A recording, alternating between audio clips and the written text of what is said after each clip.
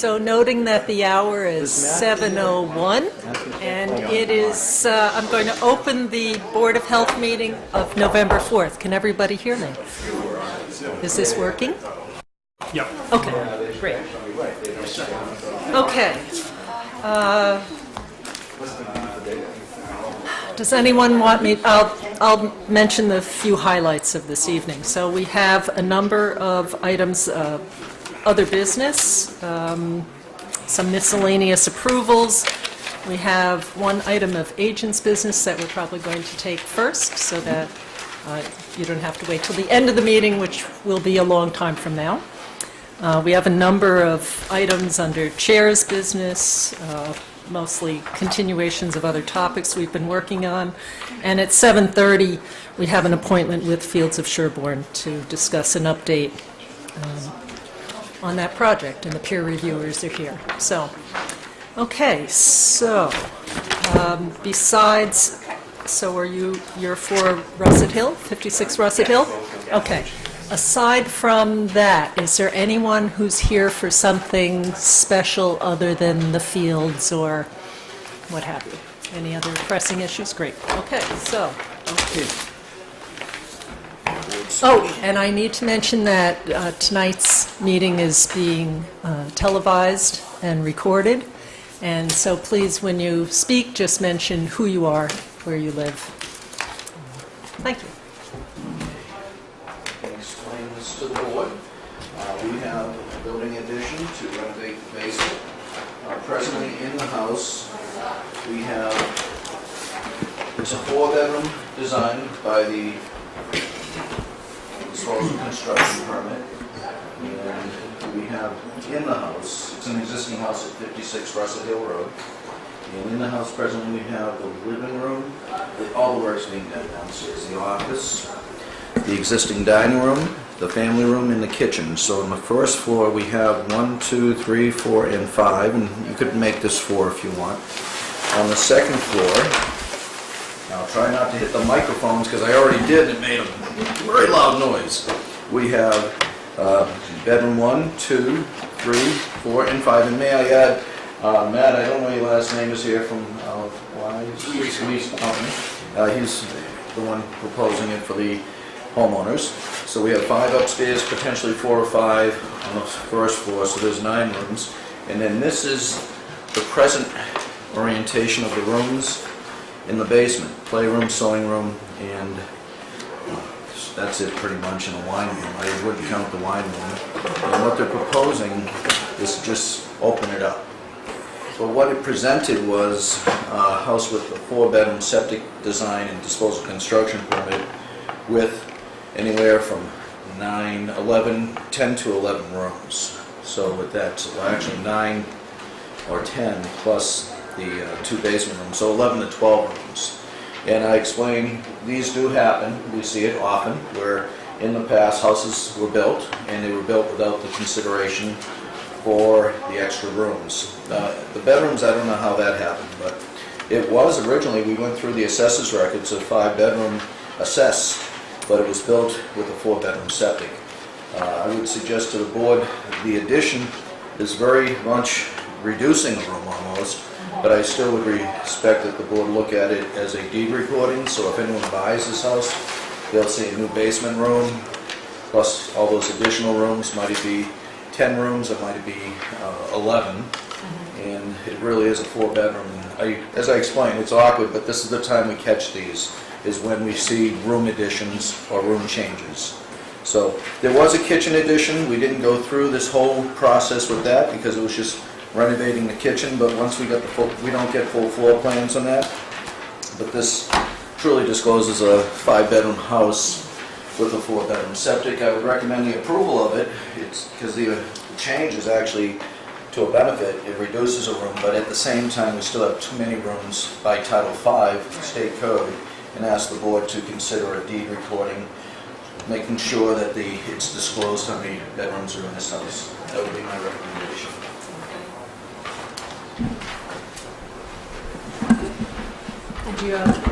Chris, do you have any questions on this? No.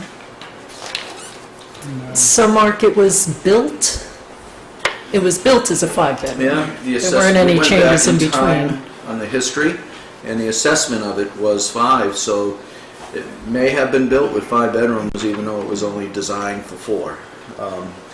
Did that happen back then? Possibility is definitely there. Okay. It obviously did. It's not a possibility, it obviously did occur.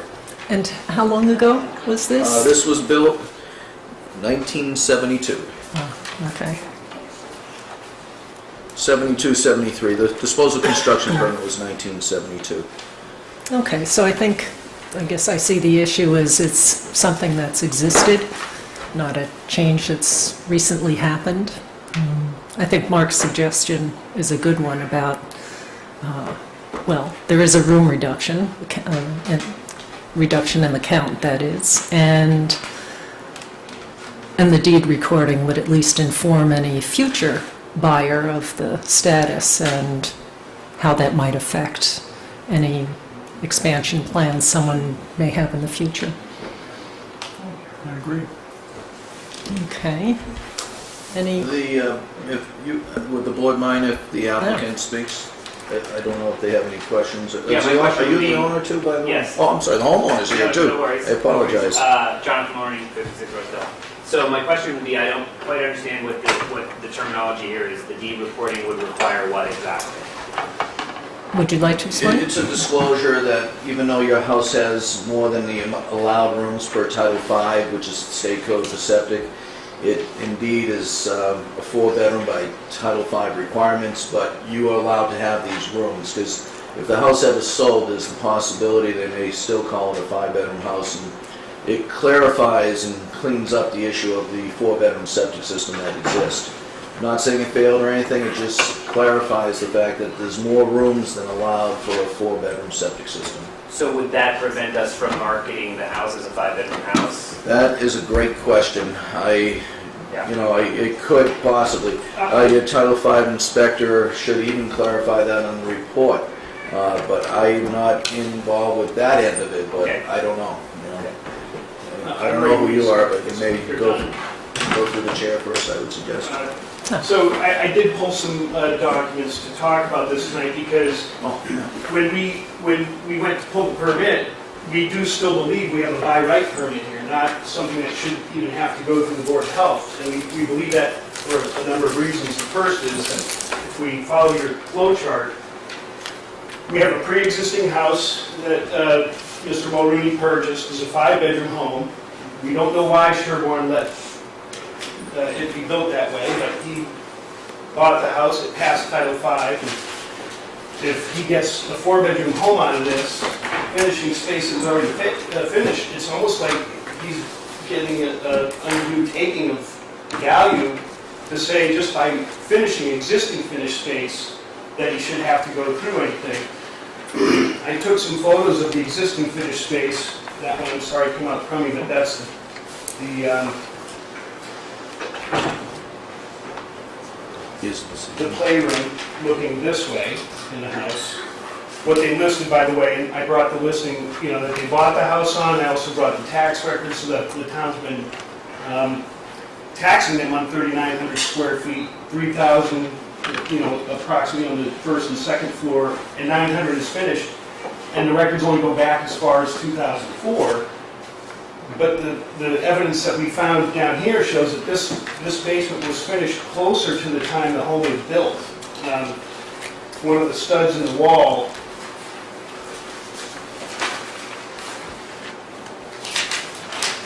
right here that I'm taking a photograph of is at the same time. So if you have finished space, one of the reasons they called me was, they had finished space, it's musty, they don't want to use it, it's not healthy. I concurred, and I actually suggested immediately that we should get rid of anything behind the walls, because I've seen projects like this over and over again that, in the 70s, early 80s were built. It's a petri dish, the basement. It's like, insulation up against walls, condensation coming in. I'm, sensitive to mold, and I had a reaction in the house. So we're taking an existing finished space that the town has recognized for quite some time, and all we're doing is renovating. And that shouldn't have any impact on what we call the house. And we should have been able to pull the permit just the way it happened right here, because we didn't go and ask to finish subterranean space that was previously unfinished. We went in to ask to renovate space that needed work, basically for the health of the family and the building. So we're not adding space, and to Mark's point, we're actually reducing the room count by the layout and making it healthier by, putting in foam insulation and an ERV system to allow better fresh air to go into the house. So that the space was finished, they bought it finished. This is their realtor's, If I may ask, did the realtor disclose the Title V inspection that shows it's only a 4-bedroom septic system? I don't know what they did or not. Because if I may show this to the board, this shows that the house is only a 4-bedroom septic. When you look at it, it says 4-bedroom septic design, 5 bedrooms exist, and that should have been disclosed with the real estate transaction. Because this is part of the real estate transaction that was done when it was sold. It was done in 2004. So I don't know if an error was made on its marketing, but it clearly is a 4-bedroom house as defined by the Title V inspector. It's a 5-bedroom house according to the town. 4-bedroom septic, I apologize, 4-bedroom septic, According to the 5-bedroom. town, and according to the real estate agents, and according to the Mulrooney's. And what we're really asking to do is renovate existing finished space, and that shouldn't have any impact on what they have to do, to the house in order to just get the space finished and healthier for their family. So, they've owned it, the town's recognized it. We're not asking you to give them more. If by the way we've designed it to be more open, it's less, great. But we're really just asking to not have a musty basement full of fiberglass insulation, full of molding. We shouldn't have to worry about what we call it if we're changing. If I may, we would be setting a new precedent. We have always required a deed recording when we see these proposals. It's up to the board, but it is indeed a 4-bedroom septic, and a disclosure just may help in future real estate transactions to make sure, which was not clearly described from what I've heard, and I haven't seen the real estate transaction paperwork, but it clearly wasn't going by the Title V inspector's report that shows it as a 4-bedroom septic on a 5-bedroom house. The board has had this, and it's already a draft. Do we have a copy of it, Ellen, that we can show? Bedroom deed recording mechanism that just helps to clarify that so it doesn't get missed. It appears to have already gotten missed once in the process of the sale. Yeah, I think some salient points are the family's been paying on a tax load on a 5-bedroom this number of years. And the other thing is they're not asking for another room. And No, they're not. That's different from previous. When you say this would be something new or different for the board, I think that's an added feature that we don't usually see as a reduction in room I count. don't know if those rooms were added when the house was built. That's the only thing. I don't have any records one way or the other to show that. So if they You were understand added the point I'm after- making? I do understand It's a that. reduction in rooms, plain and simple. But the It's room not- count still goes over the 4-bedroom septic design. It's up to the board, but you will be setting a new precedent because we have done this on other changes to rooms. But I think that's my point, is it's not Maybe we necessarily, can change it. it's not necessarily precedent setting if you have a reduction in rooms. If So to someone speak. was to purchase the house, this would be a better way for them to understand these new rooms that were built under the authority of this board are indeed allowed with the note that this is a 4-bedroom septic, so that there's no confusion on the bedroom count, which obviously was indicated tonight there was, because the real estate transaction didn't disclose it as a 4-bedroom septic, did it? I don't know. I don't have the paperwork to show. But the point, there's 2 points here. I mean, to have something that says it's a 5-bedroom home and can't be sold as less, that's the way that I didn't say that. I said it's up to the real I think we have to be estate. careful about the wording Well- because it could result in a significant loss to the owner about the value of their property. On one of the notes on here does say a deed restriction may be required if you're finishing an unfinished basement. We're not doing that. I understand. We're going into an existing space, and so we should, by right, because of what we have and the records that the town has that show they've been taxed on it, be able to go in, follow this path, and renovate the basement without any detrimental financial cost to the owner of a deed restriction that changes his home. Well, I would just say to the board, we do have on record, it is a 4-bedroom septic on the Title V inspection report.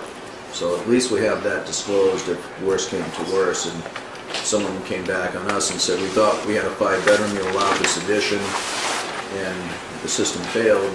And it just creates a layer of some opportunity and issues. So with that said, I would suggest to the board, whatever you wish, we will be setting a precedent, because we have reviewed other plans, room changes and so forth, and this is when it, unfortunately, this is how Title V works. This is when it gets caught up to, unfortunately, the local board and not at the state level. The state has made it very difficult for local boards when it comes to this point of additions. And does the state provide any guidance on this? Yes, on this Title V inspection report that you have in front of you, at least they have required the disclosure on the Title V inspection report that it is a 4-bedroom septic system. That's why I said if there's anything, there's at least this disclosure, and I'll leave it up to the board. I would recommend the deed recording just to make sure it's known. If they want to market it the way they wish, that's between the real estate group that's doing it and making sure that, unfortunately, it looks like they didn't follow process on this unless this was disclosed. I don't have that paperwork you just showed. Is it around at all to show that it was disclosed? Did they disclose the Title V inspection that you just handed to the board? I don't know what happened in that, and I didn't come to argue whether the town, what the system was as it was designed, because the system was designed pre-Title V. The house is older than that. And No, this was designed with Title V, actually. It was a different How old article. was what year was 72, Title V, 77. It was Article 11 or 9. But it was pre-1995 Title V. And Title V recognized the same exact discussion we're having, that there are houses out there that have more bedrooms than what the septic design was. And they said, we'll make sure it's disclosed on the Title V inspection report. This board has always looked at it also with our deed recording when there's changes to rooms. Might be additions, deletions, but when they look new, people go into homes thinking was allowed and it's an allowed room. And it's a newer room than what we know might have been built after the house was built.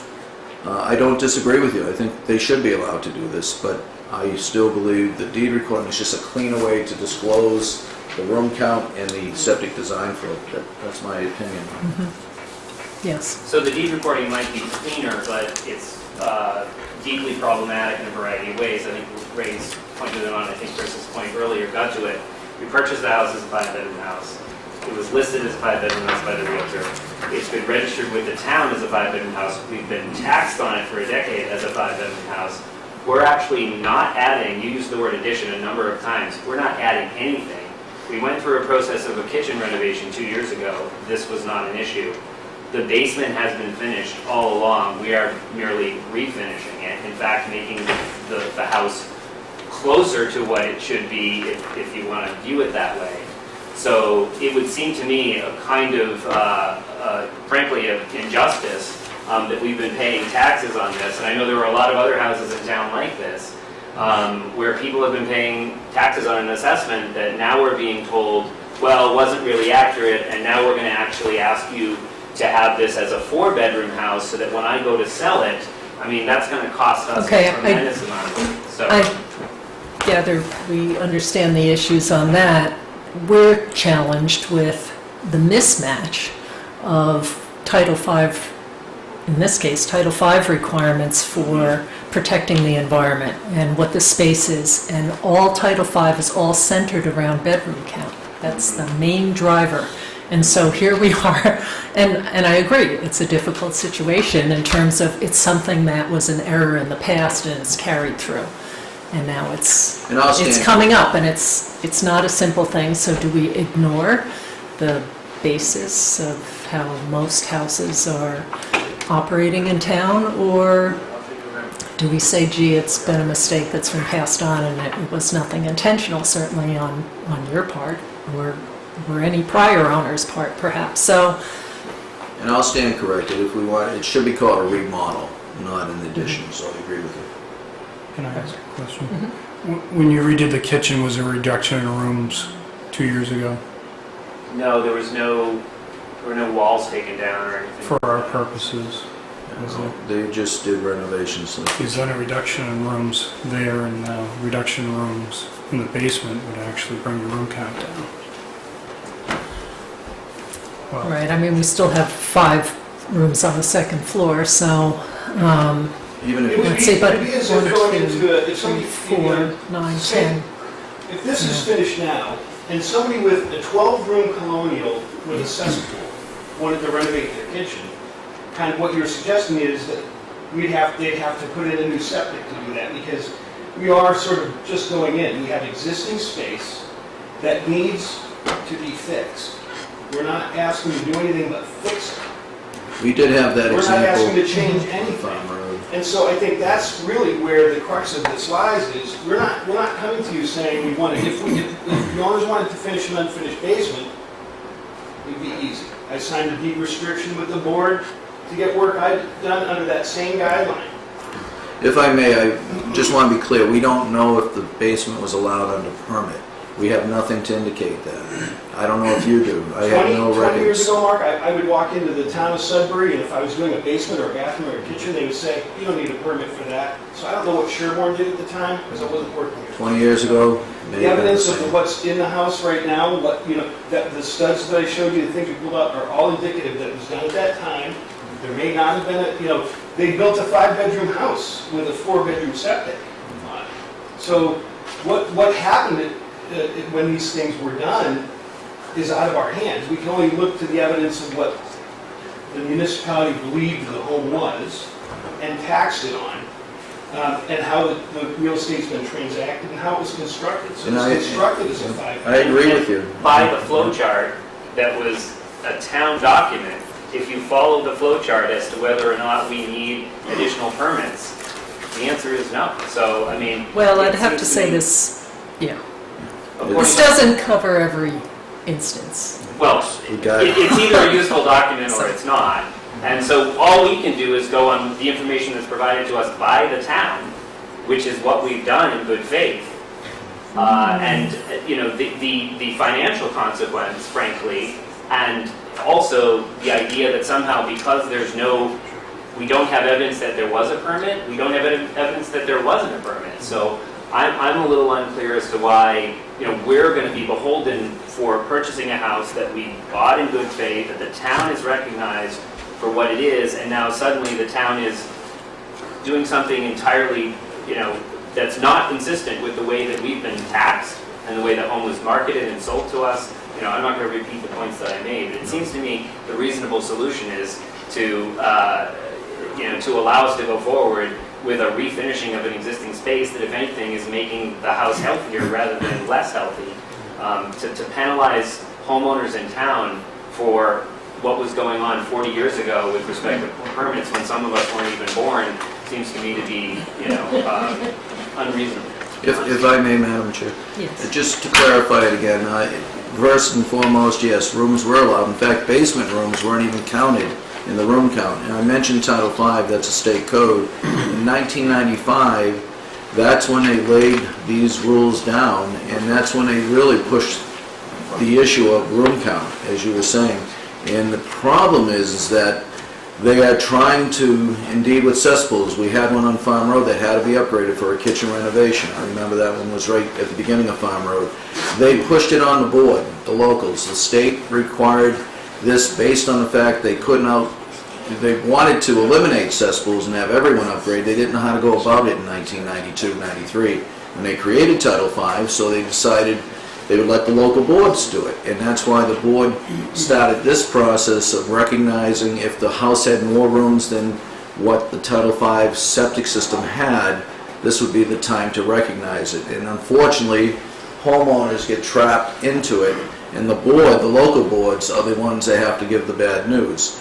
This board has had the process of having this recording because, as we just realized in this case here, the Title V inspection, I don't know if it got disclosed during the real estate transaction, noting it was a 4-bedroom, but it's up to the board, but that's why. It's this board's doing what the state had mandated to this board. It's not, it's a state telling locals, and it's a very tough decision. Thanks, Mark.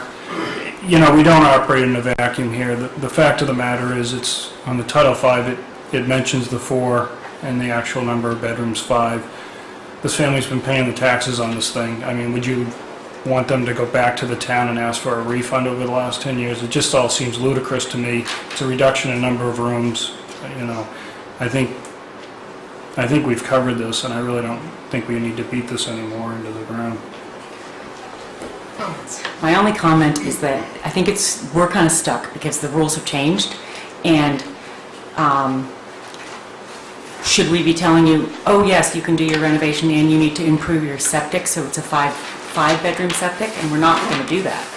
But I think that it stinks that your house has a 4-bedroom septic, but I think it's not fair either to have us not only make an exception, but then not have to record it, because I think the real issue is who knew that it was a 4-bedroom septic and didn't tell you that. That's really the person who we feel who has created this situation we're not in. It's very uncomfortable because we don't want to be unfair, but it's kind of awkward because we can't have like one standard for one person and another standard for another. So do we say, you need to, okay, sorry about that, that stinks, you need to improve your quantity of your septic system? There are a lot of homes in town built exactly the way our home was. No, I'm sure they are, So but that's if my you're point. So prepared to take property away from Yeah. those people, essentially, is what you're doing by making 5-bedroom houses. I mean, and the suggestion, which I don't think was malicious, but the suggestion that somehow maybe these bedrooms were added on. If you look at the floor plan, it was built the way it was. We bought it, you know, there's no, that's not my point. My point is that I understand that you're in a Yeah. difficult position. So so my point is that I think that we have to be consistent, and everybody is in a bad position right now. And I think regardless of what happens, we need to document properly that you have a 4-bedroom septic, because that's what you have. And is there not a record of that already? In other words, I don't know, because you were told you had a 5-bedroom well, septic when you he's bought saying it. there is a record of it. Yeah. I don't. What I'm resisting, quite frankly, is what you're calling the deed restriction. I think that's a different issue. When I market my house, if I go to sell it in a year or 10 years or whenever, I bought it as a 5-bedroom house. I'll market it as a 5-bedroom house. It is a 5-bedroom house.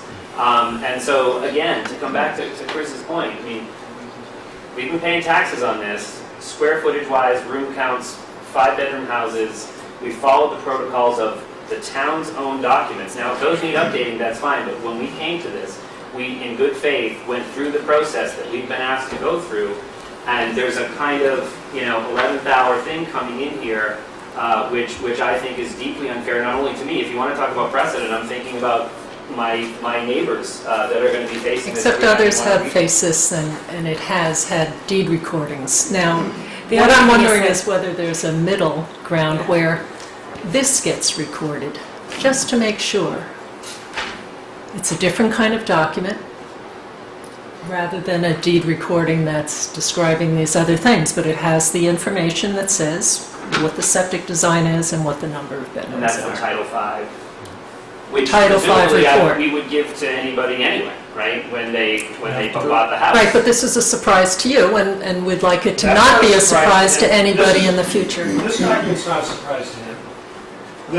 The asking to change his house to a 4-bedroom was, so the Title V thing, that Marcus... I didn't ask anybody to, can I clear up a couple of things, because I don't like when those accusations occur. What's like you One, doing something? I didn't say you had to go to a 4-bedroom, and I didn't say you had to remove a bedroom, and I didn't say you added a bedroom. So I want to make that clear for the record, because those type of things can cloud these situations. I don't think it's fair to me. I disclosed it the way it was disclosed by the plans. Counted the rooms, showed the 5 bedrooms on the second floor, labeled that way. I didn't say you added bedrooms, I didn't say that it was going to change to a 4-bedroom. That wasn't disclosed by me. I don't know where you just picked that up from, but I would like to be clear on My the record. my So assumption thank was you. you were asking him to record his house in those bedrooms. I think that's what you heard, No, this recording just says it's a 5-bedroom with a septic design for a 4, and that document that we just showed, the Title V inspection, pretty much says the same thing, so I'm okay with that. I think that's fair. Let's move on. How do you feel about that? I mean, I don't, what would that entail specifically? In terms of reporting that? It would be... The registry of deeds, and basically you can just file and they give it a number and enter a book and page, and it just So goes we on need to record file connection somewhere with here, and you. it wouldn't prevent us from marketing It the house. gets filed with, I think we're in South Middlesex, perhaps. Even a regular deed restriction wouldn't prevent him from marketing it as a Right. five-bedroom. It's not our business, as I said at the very beginning. But then when I asked the question, you said, that's a very good question. Yeah, So I what refer to your real estate and your attorneys. I would suggest talk to your real estate agent who sold it to you, as well as your attorney, and ask them that question. You can record that anyway, I mean, that's fine. Oh, that's fine. it would be up to you to Yeah. record it. Oh, I see, yeah, I mean, That's that fine. makes sense. Sorry if you were confused by that, but And then it's out there, so the next person who comes along won't be surprised by what this is, and it gets the information out there, which is what we're concerned about, so people understand. And it is already over 40 years old, so someone may be facing some issues with that at some point in the future. It'd be good for them to understand. I mean, that's just a separate issue, but is that something that's possible? Just, later in the future, that we could just change that, improve the septic system to the degree that it needs to be. So that's probably what we would do, yeah, it's a to matter of, simplify matters. But for now, we just want to put nicer, fix the wall in the basement is really all we're asking. No, and I respect that. yes, we appreciate that and understand. Look forward to continuing to be assessed as a 5-bedroom house. That we're happy to pay those taxes on the existing property for what it is. And that would be a separate issue of whether, I don't know what the town assessors has done in the past, when people come up against something where it's a mismatch, they've made a recording, I don't know, you could ask. Maybe they treat it differently, I don't know. I wouldn't, that wouldn't be, I'm fine paying the taxes that I pay. I can't believe you just said that. It is a little shocking. I'm not going to I'll tell you that. well, Matt knows how it works. He just did it at his house. Okay, so procedurally, Ellen will write the document, is that how it works? Or we No. just record that Title V report? you could just record this report. You would bring that to the registry, Okay. unless you want to do the other deed restriction document. Yeah, but if you'd rather just do this, that way it's there, you're not creating any special language, you're just putting the information out there. We're putting it in a public domain so that it's available, so that we're not shredding it in our, yes, I'm happy to do that. And we just need evidence it was recorded. Once that comes back, then we can issue our part of this. Okay, tomorrow. Okay, So if your attorney has questions, Do you need this your attorney copy? can call. Okay. Is this our copy? Oh, yeah, Yeah, no, that's it's ours. stamped in. Okay, Find a guy and go up to it for you. Okay, yep, we can do that. That's fine. Same, okay, does that work? yeah, same thing. Looks so good. Okay.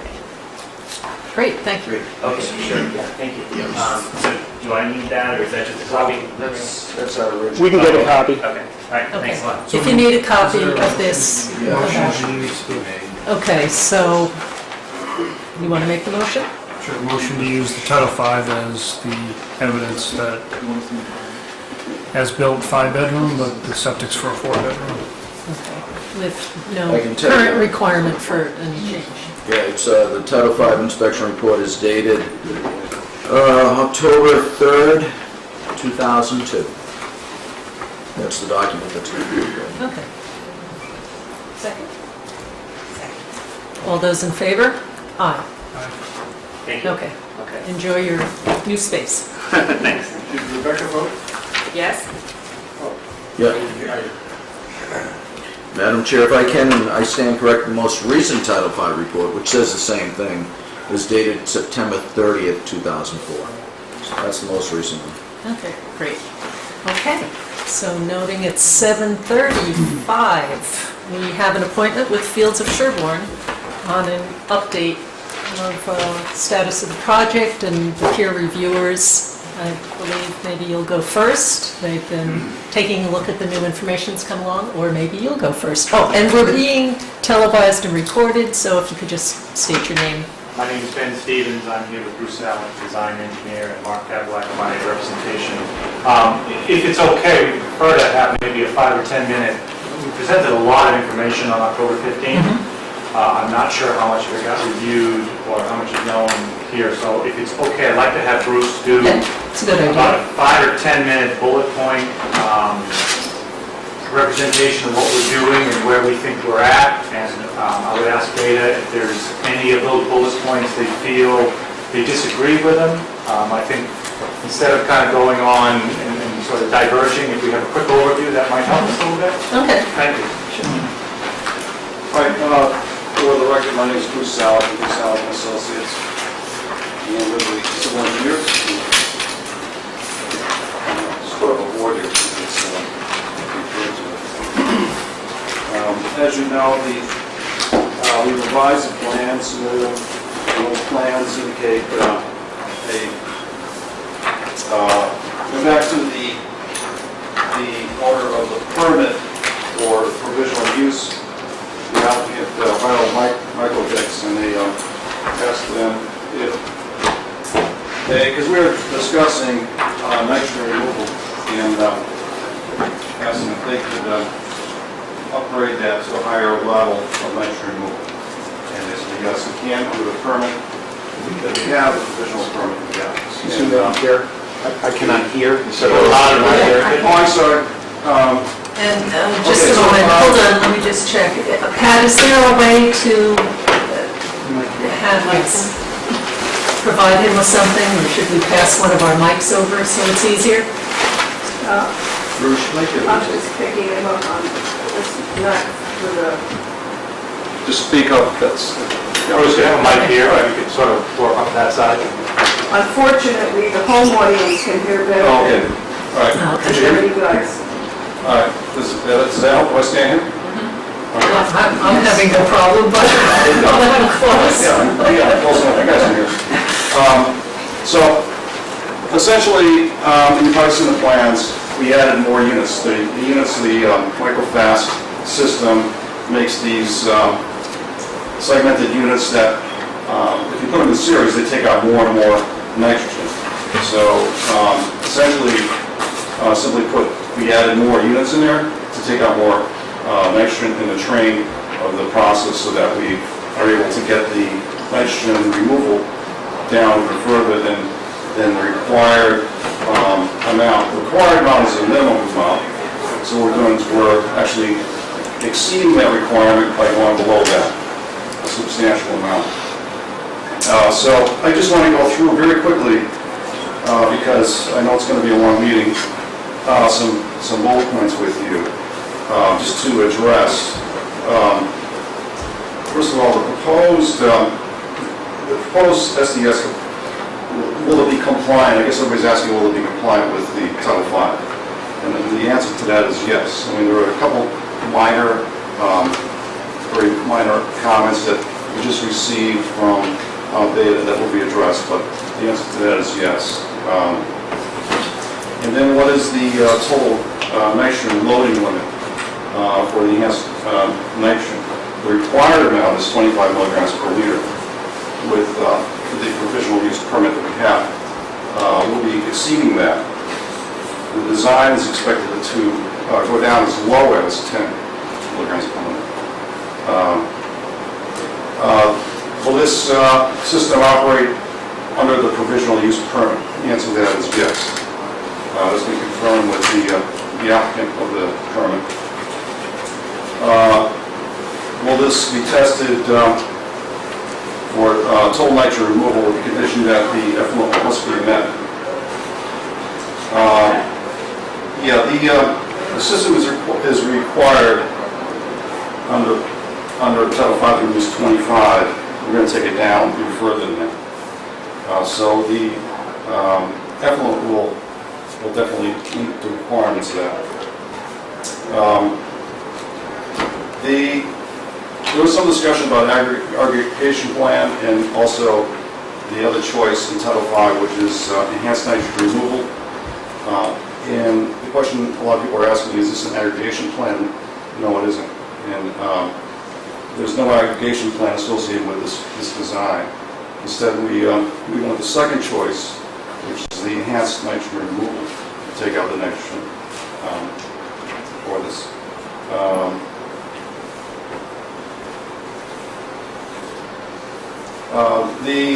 there might be some concern of residents as far as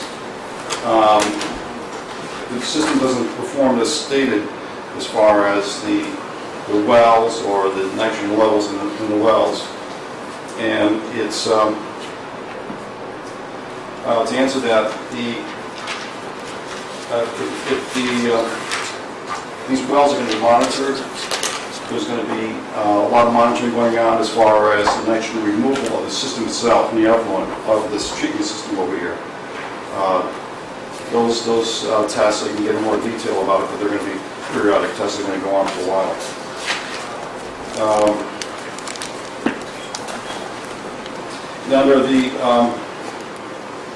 Under the permit, we're required to monitor the pH, the VOD, TSS, total suspended solids, and the total nitrogen, and the flow monthly, quarterly, and flow, and monthly for adjustments and checking the system to make sure that everything is in the treatment system is working properly. Can this possibly change in the future as far as the status of the permit? Yeah, eventually the permit might take another status. It might go into the general use permit, but the monitoring will still remain the same. It'll go on quarterly. After a 3-year period, it'll go on quarterly indefinitely, as far as the system is here in place. And the owner will pay for that. So there won't be no expense to the town or anything like that. So the owner will pay for it, and then the condominium payment will pay for that.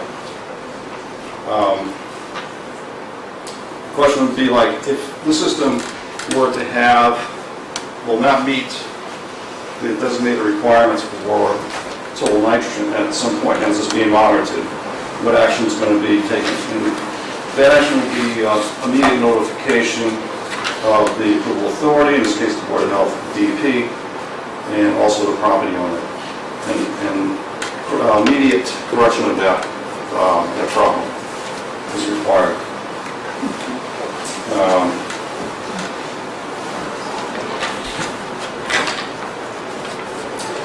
What the other question came up is what other preventative measures have been provided by the applicant in this project, or will be provided? And the applicant has agreed to monitor the closest wells both on the site and off the site. And what that will entail is creating a baseline background of the ambient conditions of the groundwater prior to and the following installation and activating the system, so we'll have an idea of what has occurred over the course of that period.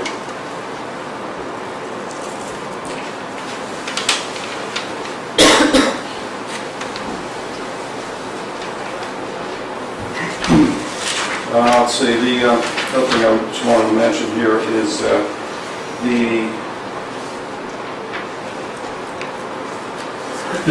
Is that typical, Bruce?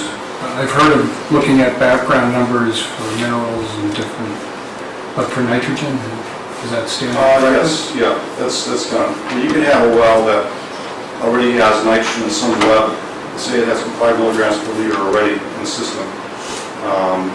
And so, whatever that level is, that's going to affect, your treatment.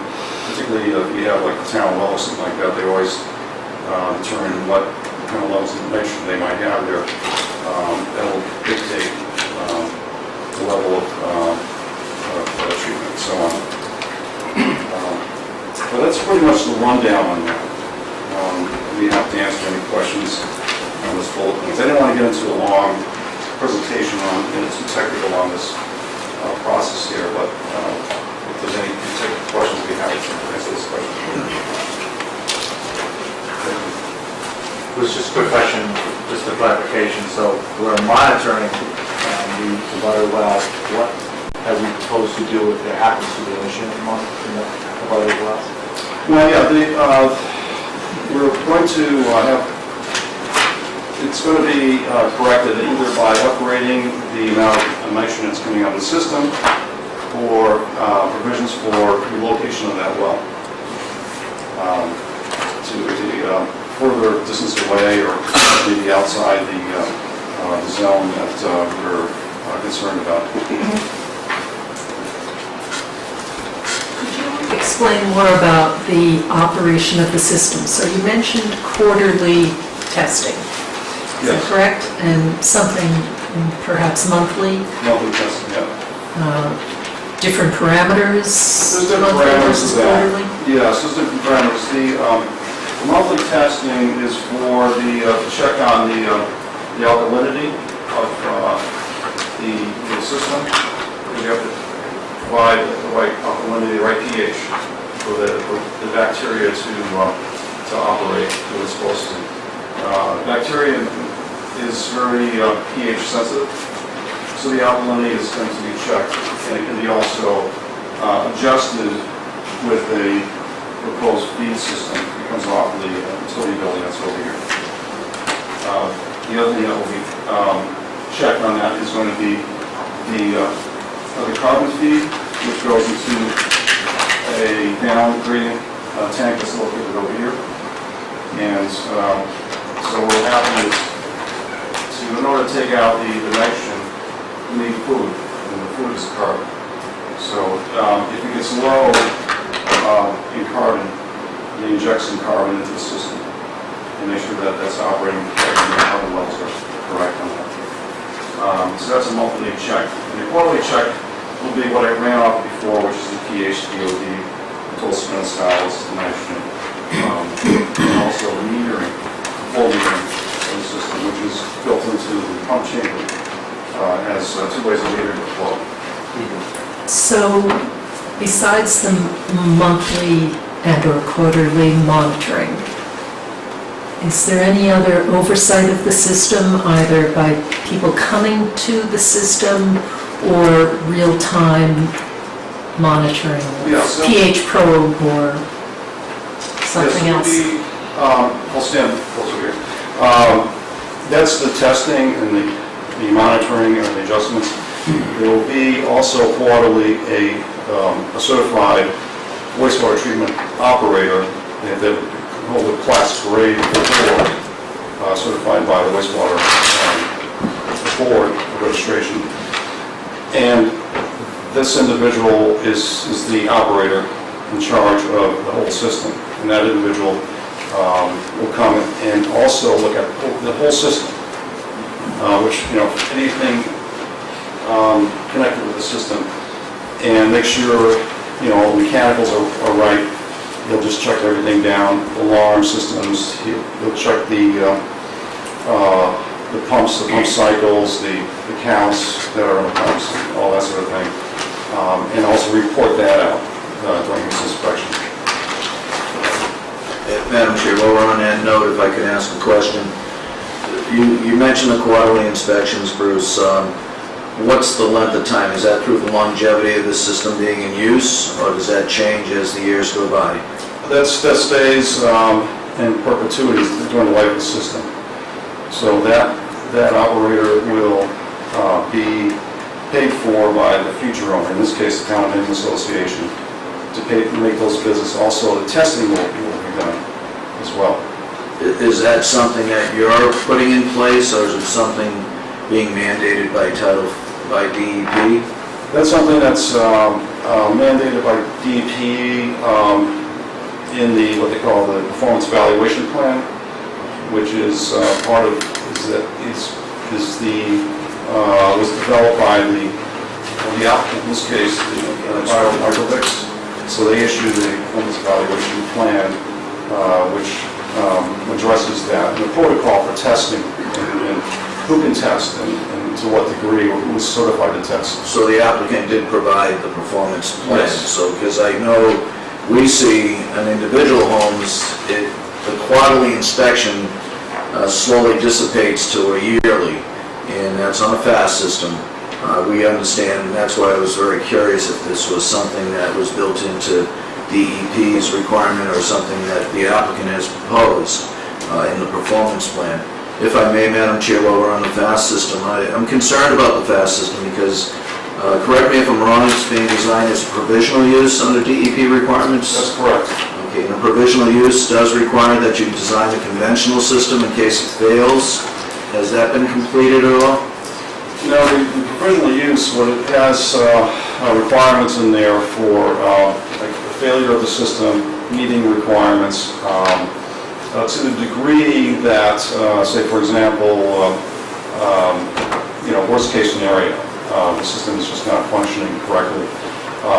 DP comes in and they can mandate corrective action that could include the groundwater discharge permit, for example.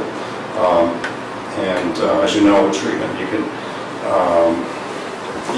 treat wastewater down to any level you want. It's a matter of how much cost you want to throw at it. Understandable, but just so you know, I have a document from DEP on the different uses. There's provisional, there's general, and the other one I can't remember right now, but general and the other one's piloting. Yeah. What it says under provisional use, if I may read this one paragraph, provisional use approval typically occurs after technology has been piloted successfully or has been proved satisfactory past performance over at least 2 years of general use in one or more states outside of Massachusetts. This is the important sentence. A system approved for provisional use can be installed in remedial situations, that's not this case, or for new construction where a system in compliance with Title V could be built. Now, if I can, just for a second, this board has always required that the applicant, might it be a single home, in this case this is new to us, but provide us with a plan showing the conventional system when we see provisional use. I think that's a very important factor because just in the immediate discussion, we heard that, if it does fail, we didn't hear what the corrective action would be. We just heard there would be corrective action. First, I'm not for sure if you're meeting the code by not designing a conventional septic system, because it does require it right here in Title V for innovative alternative technologies. So I would ask this board to document that and ask for that through this process, especially since this is provisional use. And Madam Chair, if this is the right time, I have a couple more questions about the FAST system that came in their documents. If it's the right time, I would just like to ask those questions. So you're taking questions and finish with the presentation, so... Yeah, there's just a couple. You submitted the microbix information on the FAST system being proposed, and very colorful, and it's actually in another document, this page here, for the use of this system. What concerns me, and the board has mentioned this sometimes, is some of the issues that occur, and what I'm concerned about for the sake of this system is the multi-use. It's not one user in one household, one family, it's many families. The first thing is laundry. It talks about laundry should be spread over the week. My question, what type of controls can you put into multi-use facilities that makes everyone spread their wash over the whole week? I can tell you in my house, it's always on Saturdays, but everyone's different. But again, it's my concern is you have various families doing various things, and if they're a busy working family, I have a feeling, and I can't guarantee you, and we may be able to find records that most of the wash will occur on weekends. So that was one concern, because it is a concern with the septic system performance. The next one I think was mentioned here is various issues as harsh chemicals. How do we control the use of, and this is right in the guide, it says, should not be put into the system, harsh chemicals. This includes but is not limited to floor stripper. How do we control that? Paint solvents, thinners, caustic cleaners, pesticides, herbicides, film processing, waste, etc. Again, it's just the controls. How are we going to control it with all the various uses? Medicine. This is the one that really concerns me. It says all antibiotic medicines are harmful to the treatment quality. That alone concerns me. That's probably the one I should have a big star on. And how will that be controlled? Facilities that operate wastewater treatment plants that need to do the nitrogen reduction do not use antibacterial soaps in their facilities if they have that kind of control over it, because just that level of use, even on a large scale system, can disrupt the performance of the system. And they often have equalization tanks as well. So what Mark was talking about on laundry and what days they're done, they have enormous tanks to equalize, to try to normalize the flow so that there's constancy, because bacteria do not like big fluctuations in what they're getting. It can wipe them out, and then it's very hard to repopulate. So, If I can address those, just so that... There are a couple more, but yes. Oh, yes, I know that those guidelines are important, and they, first of all, they apply to any system, any wastewater system, municipal, septic, and so on. As far as the laundry flow, we have added a equalization tank to the system. Okay, and that equalization tank will just take out that concern about fluctuation in flows. You're right about the bacteria likes constant flow. So this tank right here is an equalization tank. and for how many days worth of flow? Equalization tank, so that equalization tank will have a pump system so that the water will get up to a certain level. It operates just almost like a pump chamber. It gets to a certain level and then pumps it down slowly at a certain level. So that will guide a meter flow through the treatment system. So that we've addressed that already. As far as the stripping material for floors and adhesives and all that stuff that should not go into the system. One of the benefits that we have here is that we have a condominium association now has a governing body in there, and those kind of restrictions can be put right into the condo docs, which is, I'm glad you brought that up, and that could be a condition of approval. The other item is the medication, same thing here. Yeah, they say it should be put in there. Back to the laundry, if I could though, and it probably will have to be put into the docs. How it's controlled is beyond my imagination when you have this many users. I can bring up many examples of failed systems. One is in Wayland where they had only 3 units and it failed in 1 year. And it was all because someone was using additional oils in their cooking. In 1 year it only took to fail that system. But with the laundry detergents, there's another concern is they want you to use low suds, biodegradable, and no softeners, that you should use softener dry sheets instead. Again, how do you control that? How do you police that? I don't see any avenue for that. I mean, you can't go into their homes and check to make sure they're not using a softener in their laundry. And then what do you do if it does cause trouble with the system? And are you ready to go to a conventional system? That's my concern. Do we have a backup plan? Because if we don't have a backup plan and this system fails, it could be horrendous. It could be pumped out of a large tank for many years, many months. So it's concerning, especially because this septic system, this fast system, is a provisional use. It's not general use. General use would mean it can be used, there's not as many concerns. Even Microvix is very concerned about the use of a system of this nature, puts these controls. There's other ones like disinfectants, food waste, and you're right. It could go in a condo dock. Again, I asked the board to consider and to relay this maybe to the ZBA. What type of controls and how can they be effective? And I would ask that. And so that's my questions related to the fast system, Madam Chair. Thank you to the board. Madam Chair. Yes. Mark Cadillac, attorney with offices in Westboro. Good evening. I'm here on behalf of the applicant. And I do want to respond to some of the comments by your agent with respect to operation and maintenance of the system, or operation and management of the system, as well as the comment made by Bruce with respect to the benefits of the condominium association.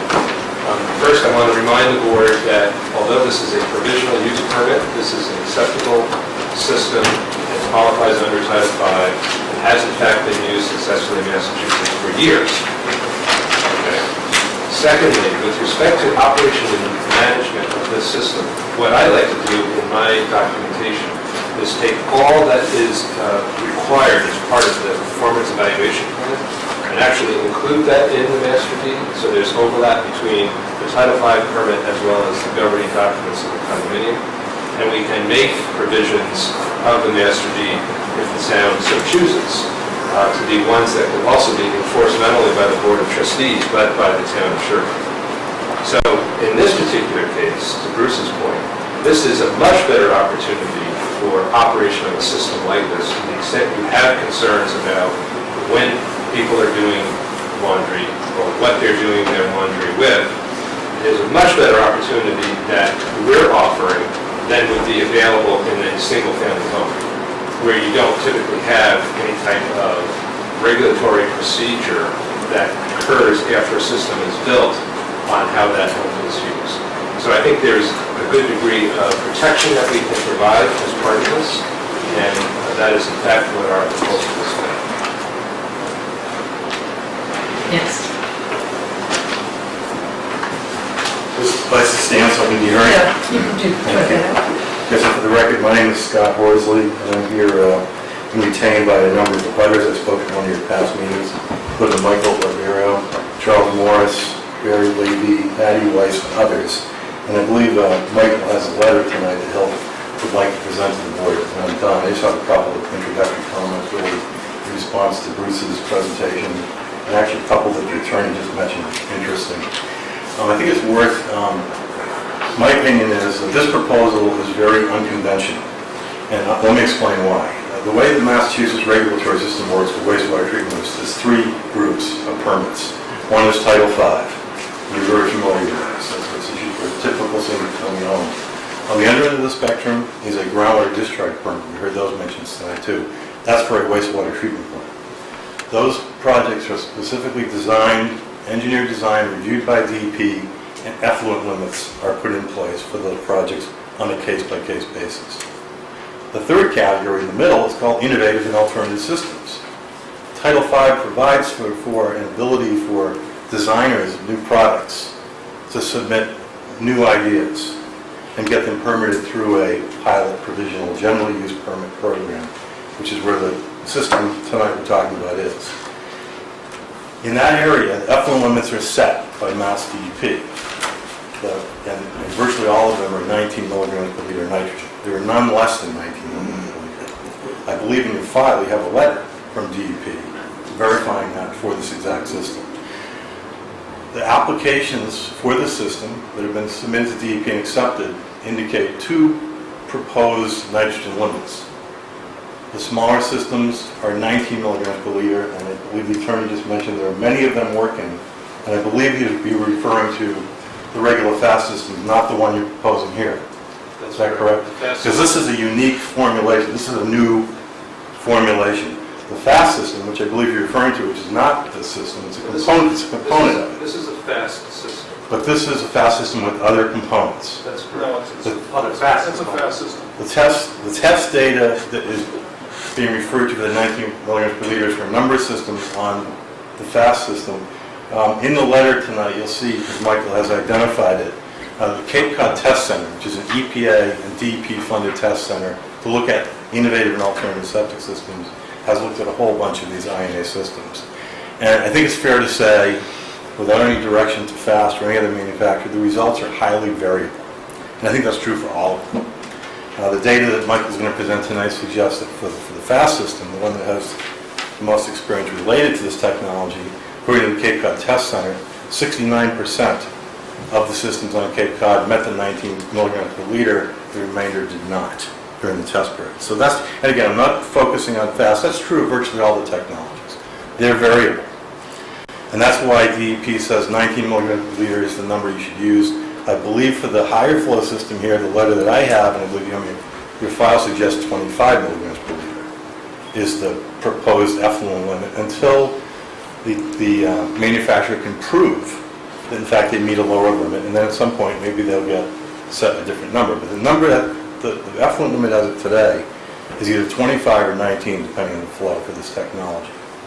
The proposal here again I think is to add some additional cycles, some additional equipment. It's an interesting idea, and there's probably some merit to it theoretically from an engineering perspective, but there's no approval letters on this system meeting 10 milligrams per liter. The letter you have in your file from Mass DEP and from us suggests that this system is approved for 19 milligrams per liter, or again 25 milligrams per liter. The only other thing I wanted to address was Bruce's suggestion that monitoring might be part of the answer here, and I would really caution you. I think monitoring is great, keeps a lot of laboratories in business. We do a lot of monitoring in our business. However, what you really need to think through is some of the questions you were asking. What if? And if the solution is to try some additional components in the monitoring system, again, great idea, but until we see the data, we don't know. and then moving somebody's well, where? Do they have the room to move it? Many of these wells are in fractured bedrock, so we don't know that moving the well is going to make it better. It might make it worse. So I'm not sure that that is a good resiliency plan to rely on in granting a permit like this. And I'm not sure that we can depend that future change in this technology, in fact, will get us from the 25 or the 19 down to 10. So I think for the purposes of analyzing the impacts, we should go with what Mass DEP is telling us, and that is, let's use 19 milligram per liter. That's what we've done in our preliminary analysis. We plan to submit some additional analyses based upon the new groundwater flow map that Bruce has provided. And we'll give that to you. And I believe Michael has some comments that you want to make. And actually, before you do, I'd just like to mention that I've had the responsibility of overseeing the compliance of a wastewater treatment facility, not my sole duty, but to keep track of what the operators are doing, how it's performing, is it meeting regulatory requirements for the last 8.5 years. And this is for a system that has an operator coming and spending 4 hours a day there to keep it running. And it's very sensitive to what is put into it, to the changes. It has enormous equalization tanks. It has people babysitting it constantly, adjusting, tweaking, measuring, much more monitoring than quarterly, daily measurements. So having seen what can throw that off, vacation time comes, people aren't showing up at work, entirely different situation. We have to notify the operators of any kind of change. Is there going to be a large group meeting? Is there going to be a change in food service? Is there going to be floor cleaning? Just so that they can try to control that and not have the system get out of whack. So with quarterly monitoring, for example, you could have something have gone awry and you have several months of discharges that you did not intend. So based on my experience, I am concerned about more controls the better. And behavioral controls are very hard to do. You know, the engineering controls are usually what people talk about as the first preferred method of addressing something because you can't rely on the behavior. So that's just the perspective I have based on my professional experience. Yes. If I can make a quick comment. I think we have to think about this use. This is a common use. So by that nature, it's mixed. He's on vacation, they're home. It's not an industrial use. Not everyone's cleaning their floors on Saturday. We have 36 houses. They're not all going to do their laundry on Saturday. A single family might always do their laundry on Sundays. But we have 36 families, and that spreads the risk, that spreads the use, that spreads we have all sorts of use. And I've got a lot of records from my other projects that show that basically there's no consistent measure, there's no overburden of it, because it is a mixed use. It is a mixed residential use in that not everyone's on the same schedule, not everyone's doing the same thing. And it's not an industrial use.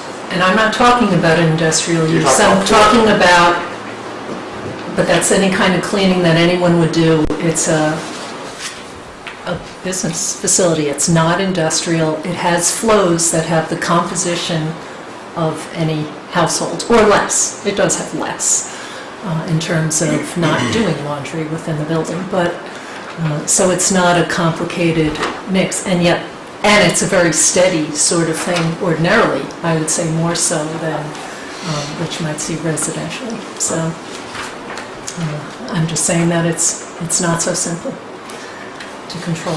And this is a system of the size that would qualify. I mean, it's very close in terms of your calculations. It's very close to the size of a system that would have all the provisions that the system I'm talking about has in terms of the daily operation, maintenance, and monitoring. So it is a magnitude issue as well, I think. So we want to make sure it's right. Absolutely. Any other comments from the board before we go on? Okay, Michael, I just want to make a clarification with respect to the micrograms per liter. I think that's the measure. Milligrams. Sorry, milligrams per liter. The system as approved under the provisional permit is 25 milligrams. Yeah, that's the minimum requirement. So you can provide better treatment than that. You can't provide like this 26 or 27. 25 milligrams per liter or less. What we are proposing, in order to address concerns about nitrogen loading and proximity of wells, is to enhance this system to drive a lower nitrogen load into the ground. And we're proposing that we monitor that to achieve 10 milligrams per liter. So we're not proposing that this system be permitted by DEP. There's been some confusion about that by Beta and the correspondence with DEP about whether we're proposing a provisional use permit for a new fast system with an effluent load guideline of 10 milligrams per liter. We are not doing that. What we are doing is proposing a provisional use permit for a fast system that has been in use for years with enhancements over and above what is required to address the concerns about nitrogen and to address those concerns at every recipient point at 10 milligrams per liter or below. So that's an added safety factor that we're proposing over what the Title V system under the provisional use permit requires. I just want to make that distinction because there's some confusion about that in correspondence. If I may try to deconfuse a little bit further, I was not under the impression that they were asking DEP to assume the 10 milligram per liter. I was assuming the applicant's asking you, Board of Health, to assume this is going to be 10 milligrams per liter in the absence of anybody else's certification of that. And I'm not sure we have that authority. I think we do. We do. Well, according to, To assume that a system will perform better than... no, to request a standard that would protect the water supply. We have the authority to request a standard that would be safe. To request, but this is talking about certifying that that will perform that way. Oh, okay. If I may, Madam Chair, I have a question. Are there any systems out there for nitrogen reduction treatment that are under general use that could have been applied here versus provisional use?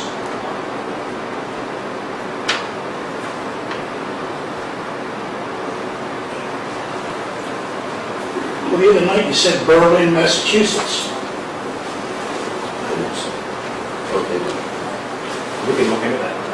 The reason, just if I may clarify, the reason for the question is, I'm concerned about provisional use as noted. General use was approved without having to worry about having a conventional system designed if it fails. So that's why I'm asking the question. General use gives us more surety to what we're looking for, especially with nitrogen reduction, I would expect. But I don't know if there is such a system, that's why the question. Okay. I guess I drew a lot of There hands. is one system out there that is a recirculating sample filter system that has a general use permit on it. The problem with that system, it's very complex. It's very difficult to maintain the levels. It has some issues with it. It's been around forever. Sorry. The recirculating sample filter is not the preferred system as far as reliability. And the fast system, the basis of the fast system is there are many companies that make fast systems, so it's not a company called Fast, because Fast stands for Fixed Activated Sludge. And Biomicrobix has a patented system that is a favored system in Massachusetts, and that's why it's granted the provisional use status. It's an up-and-coming technology, works very well, and it's going to move towards general use not before long at all. I actually looked at the recirculating sand filter system, and the more I looked into that, the worse it looked as far as reliability. Okay, so I'm So going just to because it take... has general use status doesn't necessarily mean it's better. Okay, I'm going to take you just in case anything he says the peer reviewer answers, and then we'll go you and then Michael eventually. Bob Agnew with Beta Group. I just wanted to clarify. Speak to the microphone. Oh, I'm sorry. I'm Bob Agnew with Beta Group. I just wanted to clarify the point regarding the knowledge as to if there are any approved systems. And this is attached to our letter. We just simply asked from SDEP the question, are there any approvals currently in the Commonwealth that are less than 19 or 10 under the IA program? And the answer is no. There are none. So just wanted to state that. Thank you. And you can state your name and Gina Capillion, 9 Parks Drive in Sherborn.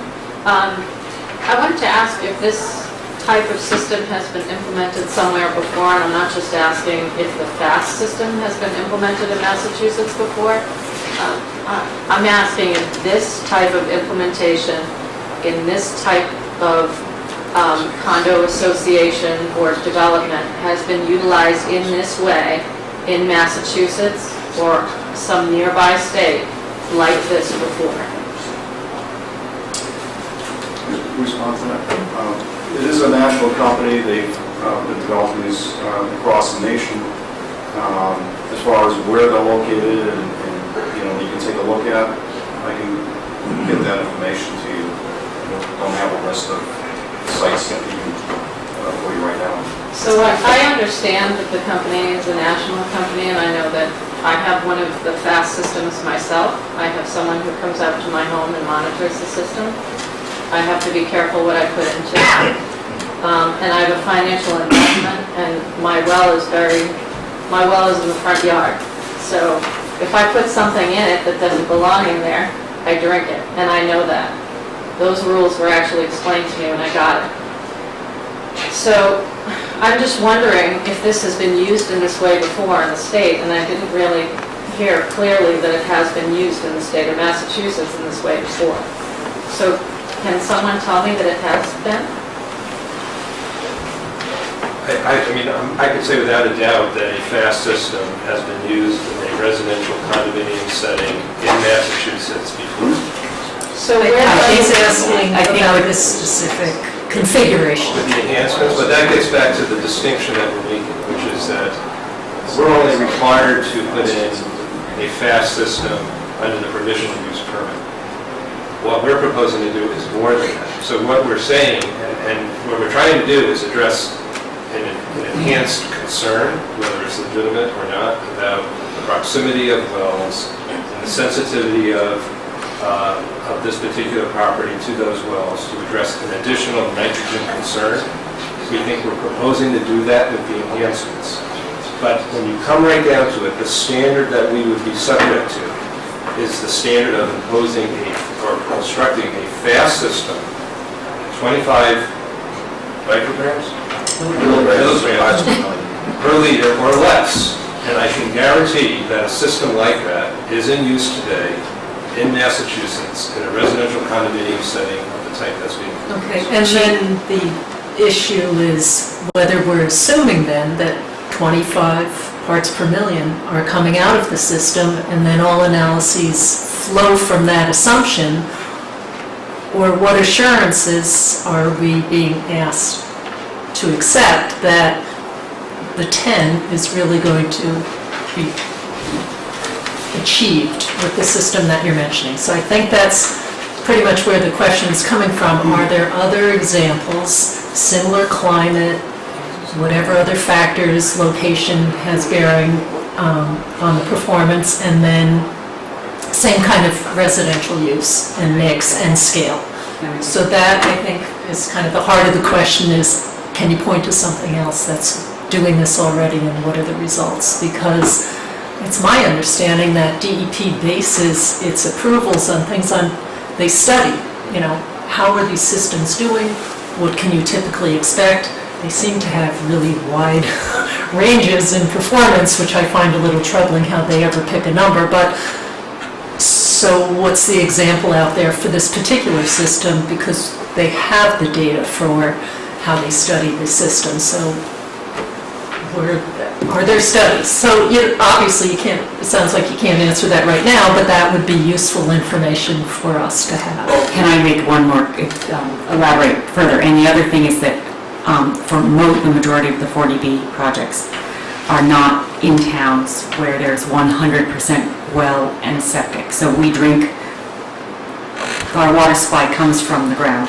Most of the development that's been taking place in this scale and with this kind of density are in places where there's public water supply, which we do not have. So that's the unique situation here. I think that's what she was referring to also, sorry. I just had one last follow-up question. How long does it take to get sick from nitrogen? I think it depends on whether you're a baby or you have impaired health, are two factors, and I don't know. You can die if you're a baby, and you can get sick if you're an adult. I mean, it depends on what your pre-existing conditions are. If you have heart disease and you can't carry oxygen, you can have a heart attack. If you are an infant, you may not have the capacity to carry the oxygen that you need, and you can have brain damage or Would it die. take a quarter? What? Would it take a quarter? 3 Quarter months? of a year. Yeah, I mean, I think that would be, I'm not able to answer that right now, but I think that it's serious and it's important, and it's the kind of thing that, unfortunately, there have been a few cases reported, might be relevant and are more important to consider in Sherborn because of our unusual circumstance of not having a public water supply. So that makes it harder for us than maybe other communities. Thank you. Robert Johnson, 272 Western Avenue. I think I will speak loud enough so that I don't need to come to the microphone. There are two questions I have. I believe the applicant stated that they would be monitoring some off-site wells, and I would like to know which off-site wells they might be monitoring. In my particular case, I'm especially interested in the well at 272 Western Avenue. And then, are they monitoring it for nitrogen, or for quantity, or for both? The second question is, they mentioned an equalizer tank, and I wonder what the capacity of that tank is. I think rather than how many gallons it is, that, or cubic feet, that wouldn't be as useful to me as how many days of use. In other words, can you put a week into it, a day into it, an hour into it, a month into it? So that really, how much mixing do you get? So those are the two questions. I can answer that. It's approximately 9,500 gallons of tank capacity, which is a little bit more than the daily flow, which is sufficient for utilization because, as you all know, there are peak flows in the day, primarily in the morning and evening peak flows, and the tank is there to take down the peaks and make it equal, and therefore equalization. And so what it'll do is the peaks come in, it's got some storativity in the tank, it holds that. The pumps are what bring the water into the treatment system, and that's a constant flow type system. It's going to be on a timed basis, sort of timed pumps to maximize the performance of the treatment. No, and the other question was, have you identified which wells you planning or asking to monitor? 247 and our two closest wells on site. This 247 is upgrading. 247 is basically at a constant, slightly up gradient from us. And then we have two down gradient wells. One is the irrigation well and one is the nearest drinking water well. Okay, so one a butter Correct. and two on site. I think, and Deshang Wang, our hydrologist, is not here, but I think we showed that our groundwater contour maps were basically, there was one well at 247 that was sort of could be influenced with all the rest of the groundwater flows towards the wetland, but I'm not an expert, so I almost prefer to wait for that conversation when he's here. So we felt that was the three best sources to determine. Follow-up question. Will there, and if so, when, be a testing of all of the wells that they're proposing to put in? And when that testing for quantity is done, will other wells in the vicinity also be monitored? And if so, if some outside of the site are monitored, which ones? Okay, so on the quantity side of things, have there been any plans made?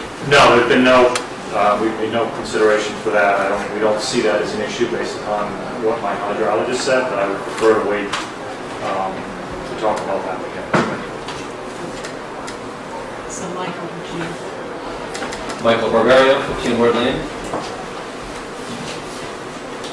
I'm a member of a Citizens Action Group, Action Committee, we call it, and drafted a letter today, submitted about 6:30. I don't know if any of you had a chance to see it, but I've got copies here, if I can present those. Everyone here is copied. And also Jeannie.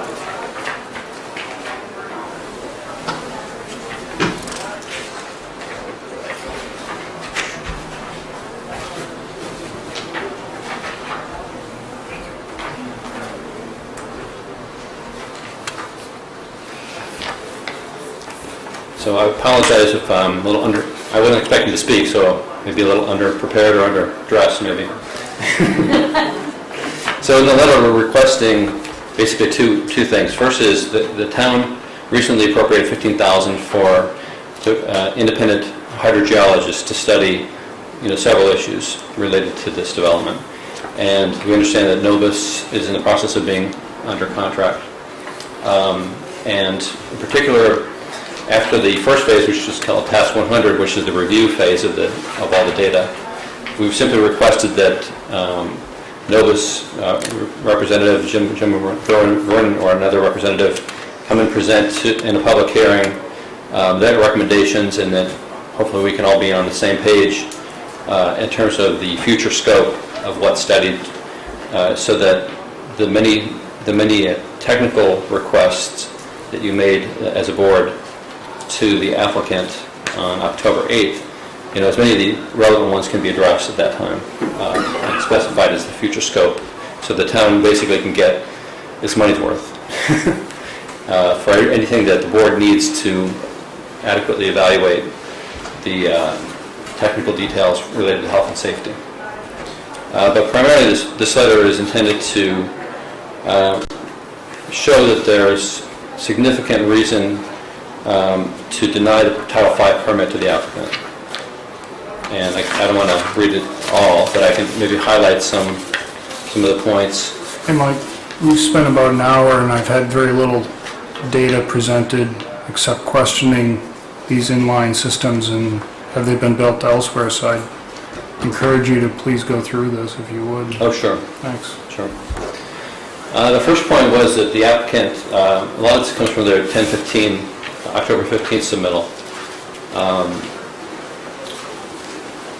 First thing, that it looks like they had presented a permit which had expired on August 26th of this year. So just at the face of it, it looked like it was not a valid permit. I've since learned that it's been renewed. So that may not apply, but the permit, the provisional permit, was for a 5-year trial period, and it required that the manufacturer, who I think it's pronounced Biomicrobics, if I'm not mistaken, it requires monthly monitoring and sampling, extensive reporting by the manufacturer over the 3 years after each system's installed. I know some of that reporting and monitoring was described here tonight. I don't know who is going to be doing that, or if that's actually written up formally anywhere. And in particular, if the condo association is responsible for retaining the company that monitors this and reports deficiencies, if they're, what's the provision if they're, they don't have enough money or something like that? Is there some legal language that makes the applicant liable or the town liable, or who's really? It seems like we need a real formal plan on this because it is a very complex system. And I didn't see anything that showed that Biomicrobics was asked to be monitoring this, which is what the permit required. The second point is that the system they're proposing is materially different from what was in the proposal, from what was in the permit. The permit only allowed microfast, high-strength fast, and nitrofast 3.0, 4.5, and 9.0 units. That's the only units that were permitted under that. However, the applicant is now proposing a system which includes an ABC-N 9.0 with a carbon feed and a microfast 1.5 model, and neither of these were allowed by the permit. And finally, that permit specifically shows that for this flow rate, 2,000 to 10,000 gallons per day, that range, 25 milligrams per liter is the target, not 10, as the applicant has asserted. The third point is the flow rate exceeds the fast system design limits. So the applicant has claimed 84 bedrooms, which is, of course, a subject of dispute. But at 84 bedrooms and 9,240 gallons per day, that's what they've claimed consistently. However, in the data that they provided, the Microfast 9.0 and Nitrofast 9.0 models, which are part of that system, are specifically say they are not to exceed 9,000 U.S. gallons per day. So already they have a violation. They're beyond the design limit just in that first, just as a first review of this. However, more significantly, the final unit in this proposed system is the Microfast 1.5, which is rated to only 1,500 gallons per day. So they have a single Microfast unit rated at 1,500 gallons. It's in line with the rest of this flow. And so all 9,000 plus gallons are going to go through a unit that's rated for 1,500. So I'm not clear. Maybe later the designer can explain that. We concur with the peer reviewer Beta and others that the bedroom count per Title V is in the 129 to 142 range, which would significantly exceed the 10,000 gallon per day discharge, requiring a monitored sewage treatment plant. Fourth point is that there is no evidence that the 10 milligram per liter nitrogen effluent can be achieved by the proposed system. The only evidence that they presented I've seen is on page 15 of their TFS Well and Septic Review Section 4 PDF, which is a cover letter from the sales rep asserting that it's 10 milligrams per liter total nitrogen. But there is no manufacturer's data that would suggest that, and it's not clear how they came up with that, because none of the units actually have any ratings on them on their website or provided by the applicant.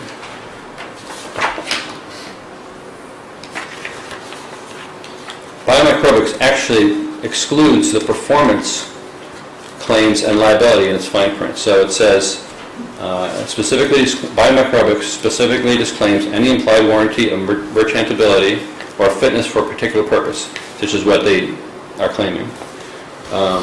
And specifically, no representative, their sales representative, or person is authorized to give any other warranty or to assume for Biomicrobics, Inc. any other liability in connection with the sale of its products. So they're not standing behind their products in that sense. Scott Horsley mentioned the Cape Cod study, which is footnoted here, along with all the other points. It's an 8-year study that showed only 69% of the 289 single-family fast systems studied were at or below the 19 milligram per liter target, which is that lower flow range. And for multifamily systems, the compliance rate was at 60%.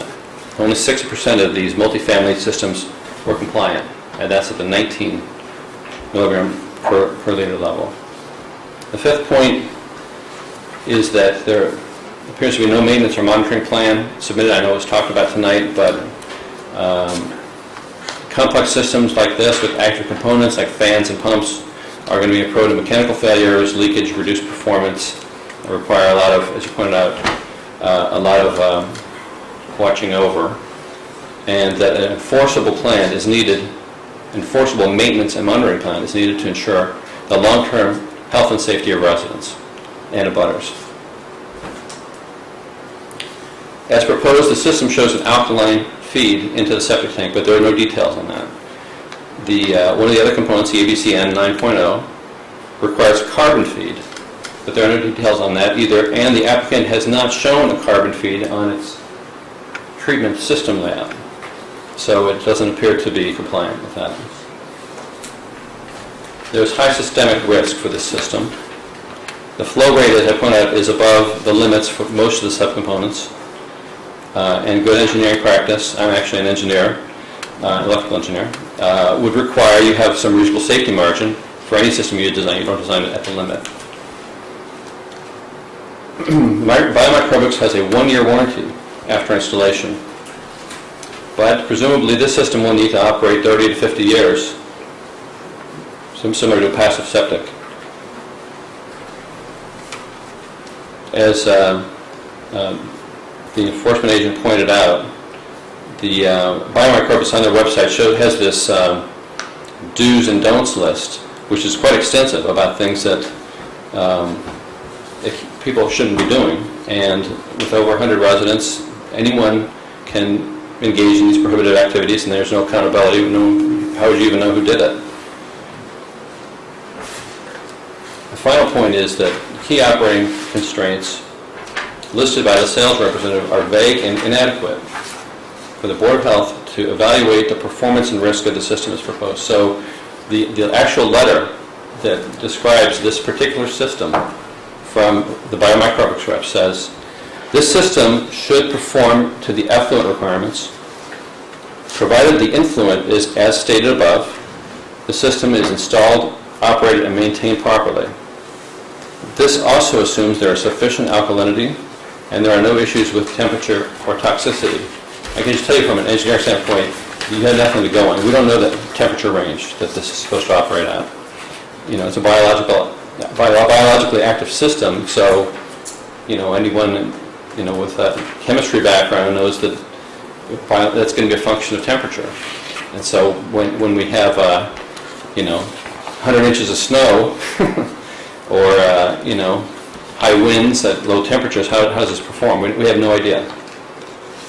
Finally, ownership and liability for system failure are unclear. Which party, is it the applicant, the homeowner, the condo association, or the town, is going to be legally and financially liable to replace or repair a failed AI septic system over the life of the development? And secondly, can a failed system be repaired in place, or will it need to be relocated like a passive system would? As we indicated on September 30th, Scott Horsley, hydrologist we retained, submitted a conservative analysis, mass flow analysis, assuming the 19 milligram per liter total nitrogen effluent, and showed that at that, the property boundary would have approximately 17.6 milligrams per liter, and at least one, perhaps all of the drinking water wells on the property, proposed development, would be at 16.2 milligrams per liter, which are both above the 10 milligram per liter limit for sensitive receptors. But as pursuant to the beta report dated yesterday, November 3rd, the BOH 8 recommendation shows that the mass balance analysis should actually be conducted assuming 25 milligrams per liter effluent, which will raise the total nitrogen levels even further up. So we would ask that you consider these reasons as a basis to deny the Title V permit to the applicant, and in addition, when the final Novus engineering study is available, that you would we would further ask the Board of Health to recommend to the Zoning Board of Appeals that it should not waive any town bylaws which the Board of Health determines are necessary for the health and safety of its residents. Thank you. Can I respond to some of that? And just one moment, I don't know, I want to see if any other board member has any comments at the moment, otherwise you'll have a chance to respond. And then I think it's also a good time to have the peer reviewers present thereafter. So do you have anything to add at the moment? No, thank you for all that work. Madam Chair. Oh. Just within that limited warranty, it also notes too that it's not, the warranty does not cover general system misuse. So back to the do's and don'ts.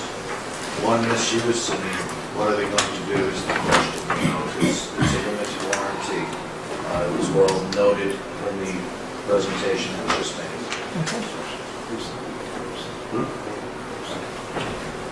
Again, Mark Kavalak on behalf of the applicant. I'd like to address some of the legal questions that were raised, both with respect to ownership, liability, operating responsibility, and then Bruce will address some of the engineering issues raised.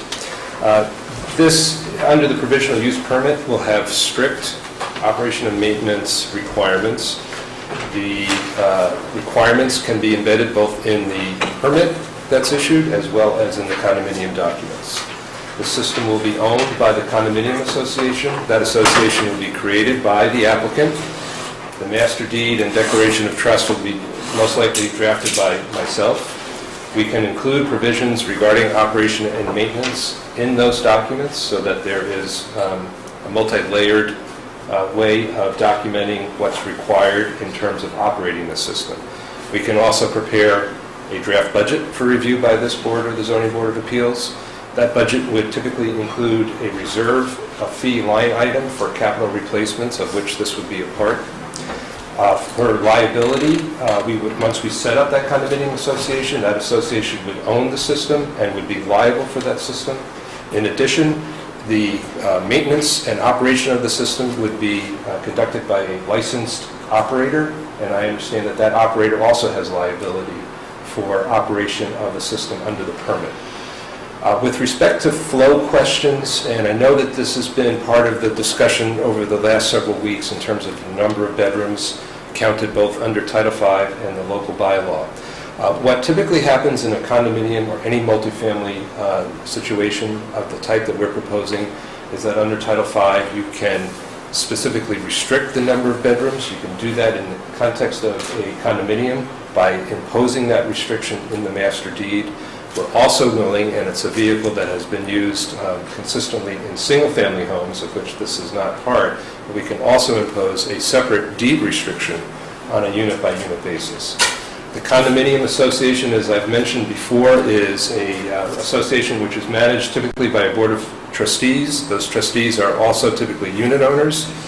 Our development would likely be managed by the Board of Trustees with the assistance of a professional management company. That management company would oversee the operator and the operations that we're discussing tonight. Those budgets that I've mentioned would be overseen by the professional management company, and issues regarding occupancy and abuse that is noted can be enforced typically under the condominium documents as well. So as I started this evening by saying, this type of ownership and structural proposal is often better than a single-family home, and that's because you have this private policing entity that's looking at things like this. And it's not only the septic disposal system, it's outdoor storage of equipment and what people do on the road and where they park. It's all sorts of things that condominium associations get involved with, and that would be in place here as well. And Bruce, did you want to address some of the Can I just ask technical? Yes. one question? You mentioned funds for, I think, repair, maintenance. And replacement. In like an escrow sort of fund, so the funds are there before Yes. something happens? Yes, you typically have a reserve fee line item in a condominium budget. Right now, under Fannie Mae guidelines, a minimum of 10% of your annual operating budget has to be put in a reserve account for future capital repair and replacement. This system would be part of that capital improvement plan and would be funded under that reserve fee program, and that's for catastrophic issues. in addition to the operating expenses. Well, are these questions related to what he was just talking about? I believe so. Okay. Peggy Novak, Mason Hill Road. What is the projected life of one of these systems? Okay, you have mechanical devices in there, and like the gentleman was saying, you got fans, pumps, things like that. And those items, like a mechanical device may have something that's in motion might have a lifespan of, say, 10 years or something like that. But that's not an issue because the system is being monitored by the operator, and we have alarm systems, and it's being maintained, and there is some redundancy in the system, and those devices will be replaced as an ongoing basis. The tanks and so on, they have a longer lifespan than the mechanical devices, but that's why you have an operational maintenance plan going forward to replace things that break, that sort of thing. I was going to respond to a couple of the small items. I don't want to get into a long discussion, but just to point out a few things. Most importantly, the units themselves, and the gentleman pointed out that, okay, the 9.0 has a capacity of 9,000 gallons, and we have more than 9,000 gallons. The way it works with the fast system here is that, and the 1.5 has a capacity of 1,500 gallons and that sort of thing. When you put these things in series, it's not, they actually are cumulative as far as capacity. So for example, if you have a system that is 9,000 gallons, and you put two 4.5 systems in there, you're going to reach the desired capacity that you need. I don't know if you follow the math there, but... Are these in parallel or serial? serial? With a 1.5 system, all right, has over 10,000 gallon capacity. As far as meeting the requirements for taking out the nitrogen required. So in other words, the way this nitrogen system works, it works in a series. So the treatment system comes in, the effluent comes in, and you're taking out the nitrogen using your bacteria material that's digesting and taking out the nitrogen for you. And as it's moving through one unit, say the 9.0 by itself has a capacity of, say, 9,000 gallons. But when it goes into the next tank, now your capacity is increasing and you're taking out more. So each step along the way is taking out more. So the capacity of the system is based on how much nitrogen it's taking out in the stream. But I think was brought up as a point of debate and hasn't been proven. I don't think there's any question on your volume, but if a system can handle X, it doesn't necessarily follow that double that will be handled, and you can decrease that number the same amount.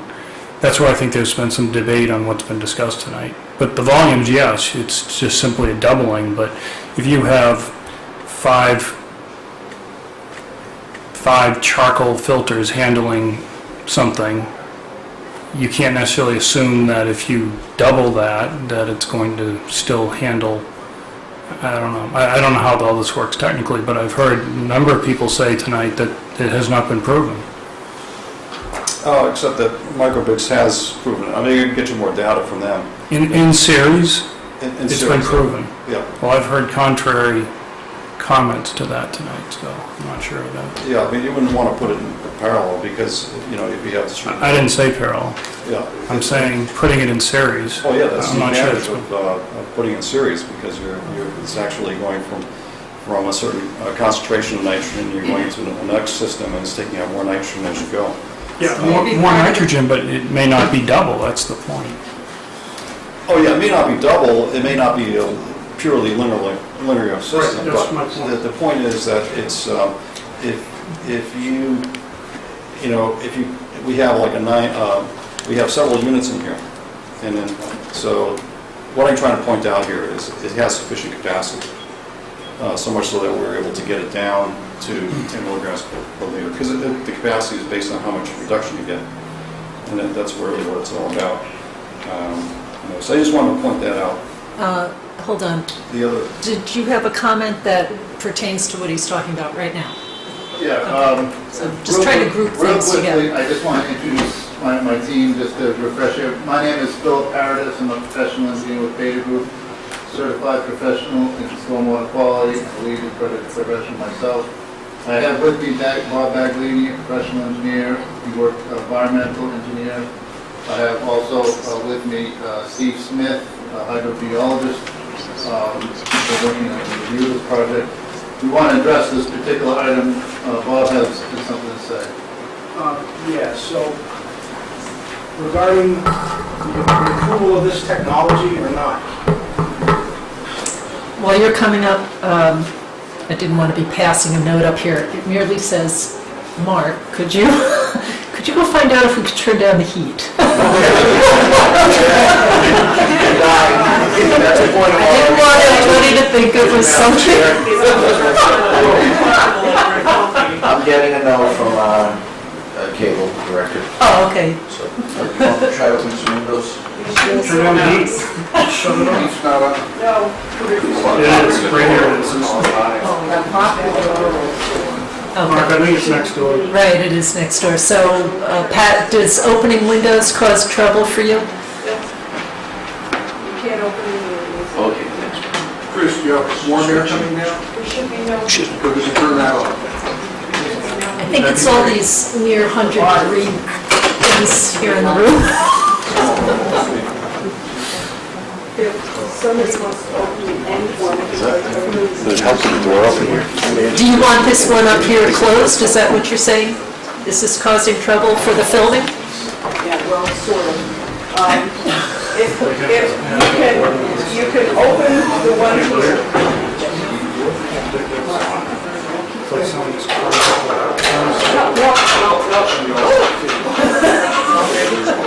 The other one. The other side. No. I know. I just can't open the window.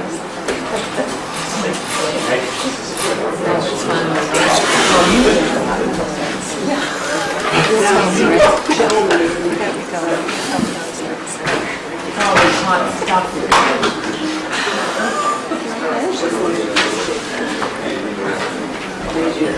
I'm never hot.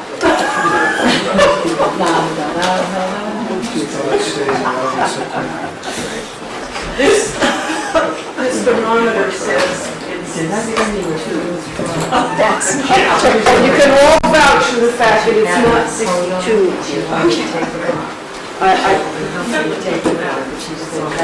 I can't do this. The door open because then I'm picking up And we've lost Mark, but everything from, I can't open the door because I'm getting people talking from the other meetings. So that's complicating it, all right. okay? Okay, so, Should we wait for Mark? I'd like to hear what I have to say. yeah. Also, Apparently, the mission was not so simple.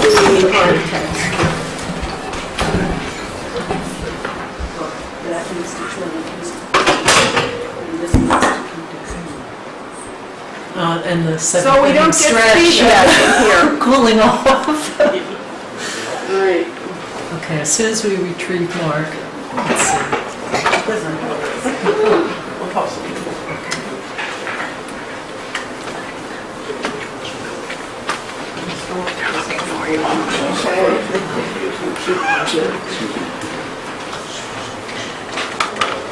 Okay, thank you. Okay, take it away. I just want to speak to the approval status of this particular system and the approval status of the FAST system. Now, what the applicant is proposing is a modified version of what is currently approved. This modification is not approved under Title V. The applicant wishes to proceed with this project under Title V provisional approval with the enhanced nitrogen removal provision in Title V. And it's states that they can achieve that with an approved alternative technology. This is not an approved alternative technology under Title V. Or they can meet the 10 milligram per liter treatment standard for a groundwater discharge permit.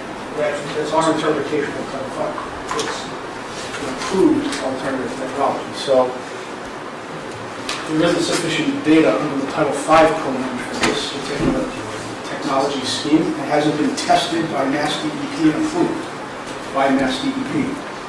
So I just wanted to clarify that. Could I respond to that? I'd rather just kind of let him talk a little bit. It's not the standard, so that's our concern. Yeah, I mean, We're walking down a path of something that is not the We standard. totally object to that remark, and that gets back to what I alluded to at the very beginning of tonight, where I said that there was confused correspondence between Beta and DEP on this issue. The fact that we are proposing enhancements to a provisional use permit approved FAST system doesn't make it non-compliant with Title V. The system that we will be installing is Title V compliant. We are not proposing to provide an additional provisional use permit system that we are attempting to get approved by DEP, and we are not required, nor are we proposing a system that needs a groundwater discharge permit. So I just want to be absolutely clear that that is our position. We are more than welcome to collectively present this position to DEP for its analysis as to whether the system that we are proposing is Title V compliant or not. But we have to be absolutely clear on that point. And if there is obviously a difference of opinion on that, I would say let's go to DEP and get their resolution from them. Okay. If I may, in the hope of clarification, I think both parties are absolutely correct. I think this is a Title V application, that's what your point. But I also think, I agree with Beta, this system is not approved under anything else other than the provisional status of 19 or 25 million per liter. We I think we're both. Which we agree. Yeah, But we're saying the standard is not 10. And I would have them show me where that standard applies. So that does drive the question. Maybe that's the point. Is the applicant saying that they don't think the 10 milligram per liter is important to meet? We are providing a system that is approved for 25 or less. We think it does much better than that. I understand, but we And don't the effort, this board asked me for consideration for health and safety for my wells and my neighbor's wells, so we chose a path which we can confirm is acceptable to enhance a system that is only required to be 25 or less. Well, maybe that's the confusion. And if the DEP does not like our tanks in series and decides that's unacceptable, then of course we will have to abide by it. Maybe that's the confusion, because again, he's absolutely right. DEP says it doesn't have to be more than 25 milligrams per liter. I don't think that doesn't seem to be the issue that people concerned. Right, I think the issue is what confidence do we have in both the performance of the system and what kind of, and how then the analysis falls from there of what the impacts might be to the wells on the property. Right, so that to me is, it sounds like then you're asking for us to make some decision on the reliability of this enhanced system Well, and how that factors into our evaluation of protection of public health. Wait, let me just respond briefly to that. Now, what we are asking you to do is to approve the system that's before you under the Title V provisional use permit. We are providing additional enhancements to address additional concerns which we're not required to meet. And we're agreeing to monitor the well at recipient points in order to demonstrate that those enhancements, which we are not required to meet, but which are of concern, will be addressed. Okay, so this then, I guess, would go to what analyses have you done to look at what the impacts of the system would be on down gradient wells? And what did you base that analysis on? What performance level were you assuming in that analysis? So are you saying that you did your analyses according to the 25, came up with whatever number was going to be at the wells, and oh, this is a bonus, this is extra protection on top of that because you already met the drinking water standard under the 25 assumption. Do I have that kind of generally what you're after? Pretty much. What we have is we're operating under a provisional use permit.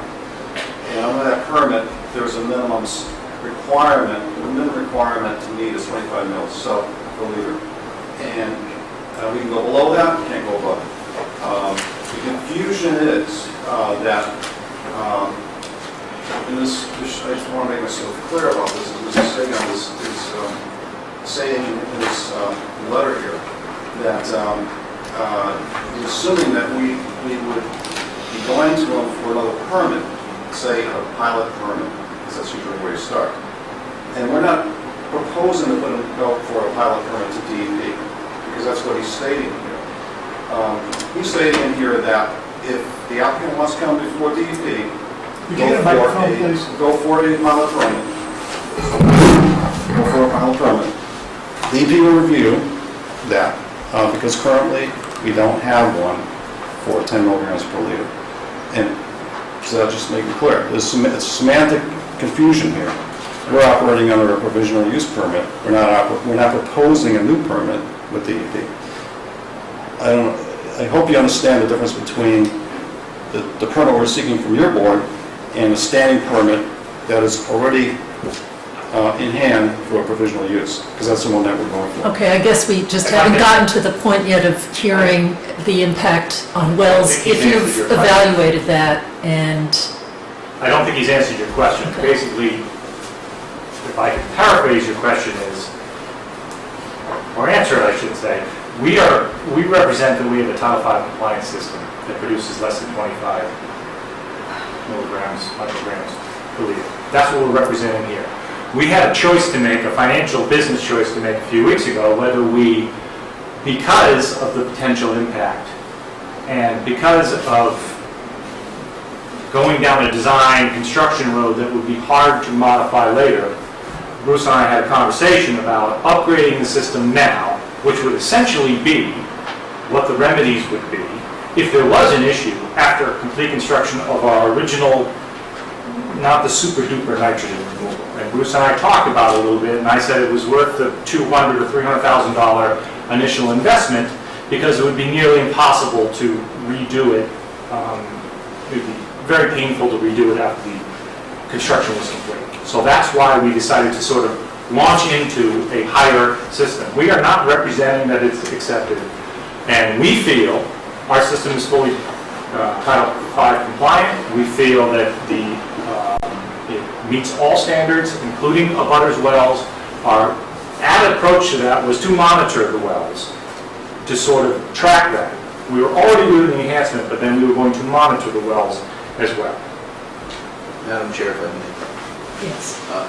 And I really believe this probably will need to be addressed at DEP, but again, as I noted at the beginning, it's been explained this is for provisional use, but they have not provided a new construction or a system in compliance with Title V could be built. They haven't provided that to us.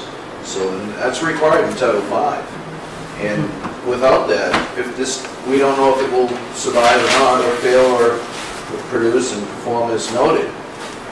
We have always required that they show us a conventional system in case it doesn't perform, and can they produce a conventional system with this number of units and with the requirement for the nitrogen that is required at 10 parts per million in Title V. That we haven't seen, and I feel very uncomfortable without that guarantee that if this fails, that they can show us they can put a conventional system on this site and meet Title V. Can I ask where that reference is? That's referenced right in DEP literature.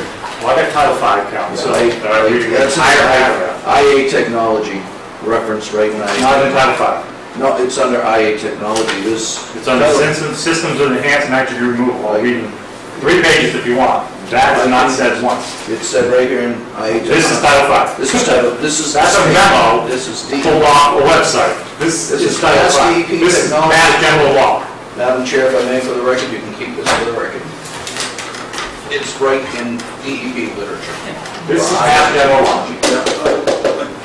I don't know what that is. We could respond to that, but I know that there are some systems IA technology that are out there, and just let me explain because I've done a bunch of them, and what happens is there are IA technologies that will allow you to reduce the size of the system, the leaching area, and so I know that in past situations, unless you've done remedial use or something like that, they don't want you to take a lot and put more than you can handle with the leaching area size that you normally would do in a conventional system.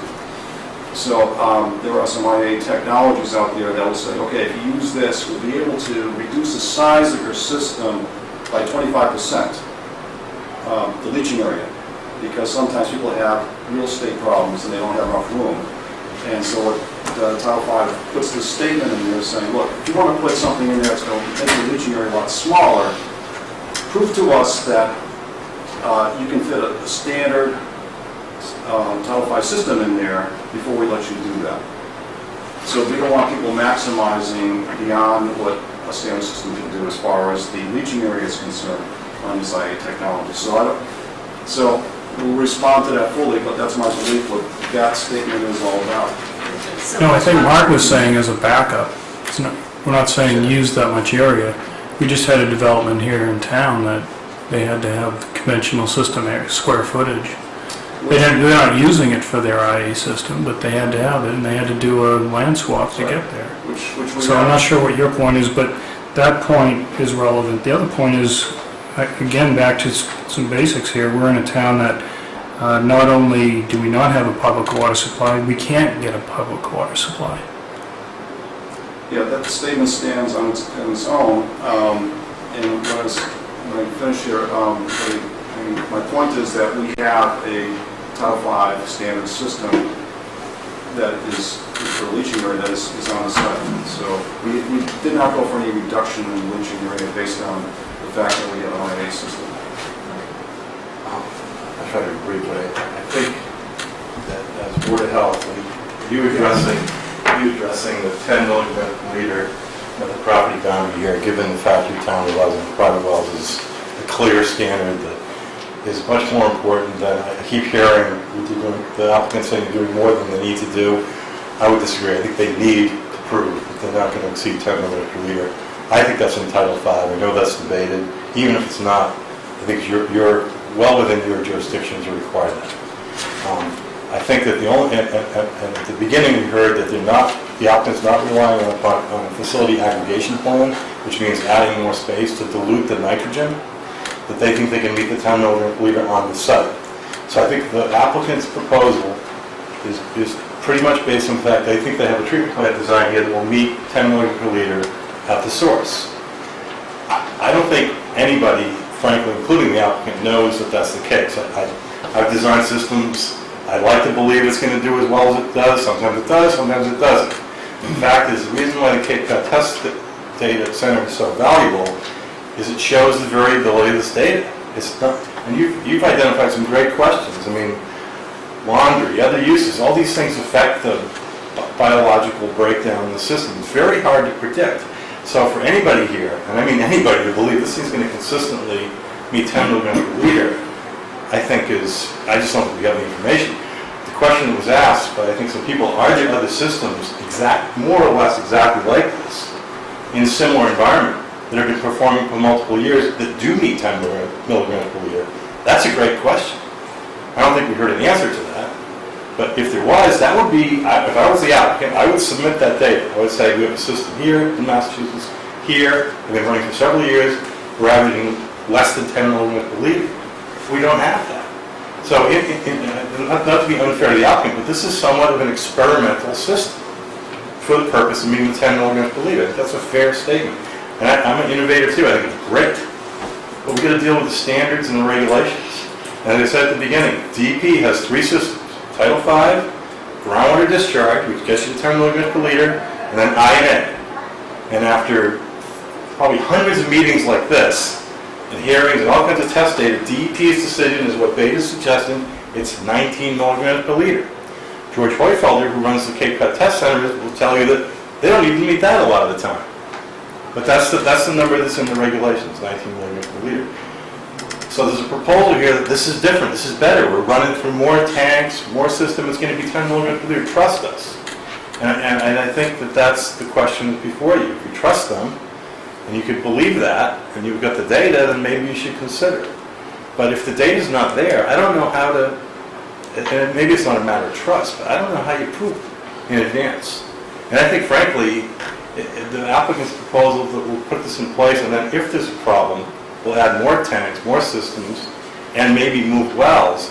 I'm not sure that's the right permit procedure under 40B, under 40A, under Chapter 111, or any other local regulation. I think the way the system works is, it's the applicant's burden to show the local board that standards are going to be met up front. And the standard is 25 milligrams or less. 10 milligrams per liter per property. That is not the standard. I believe And it I will is. ask Title V that I directly. believe it's in Title V. It is not. You cannot find that in this document. You can find it in this document, which is an aggregation plan, but you won't find it in this document. As I said, Something turned down the heat. Board of Health has the prerogative. That's true. They do. They do. Hold on, I would like to add, That's what I said. just a moment.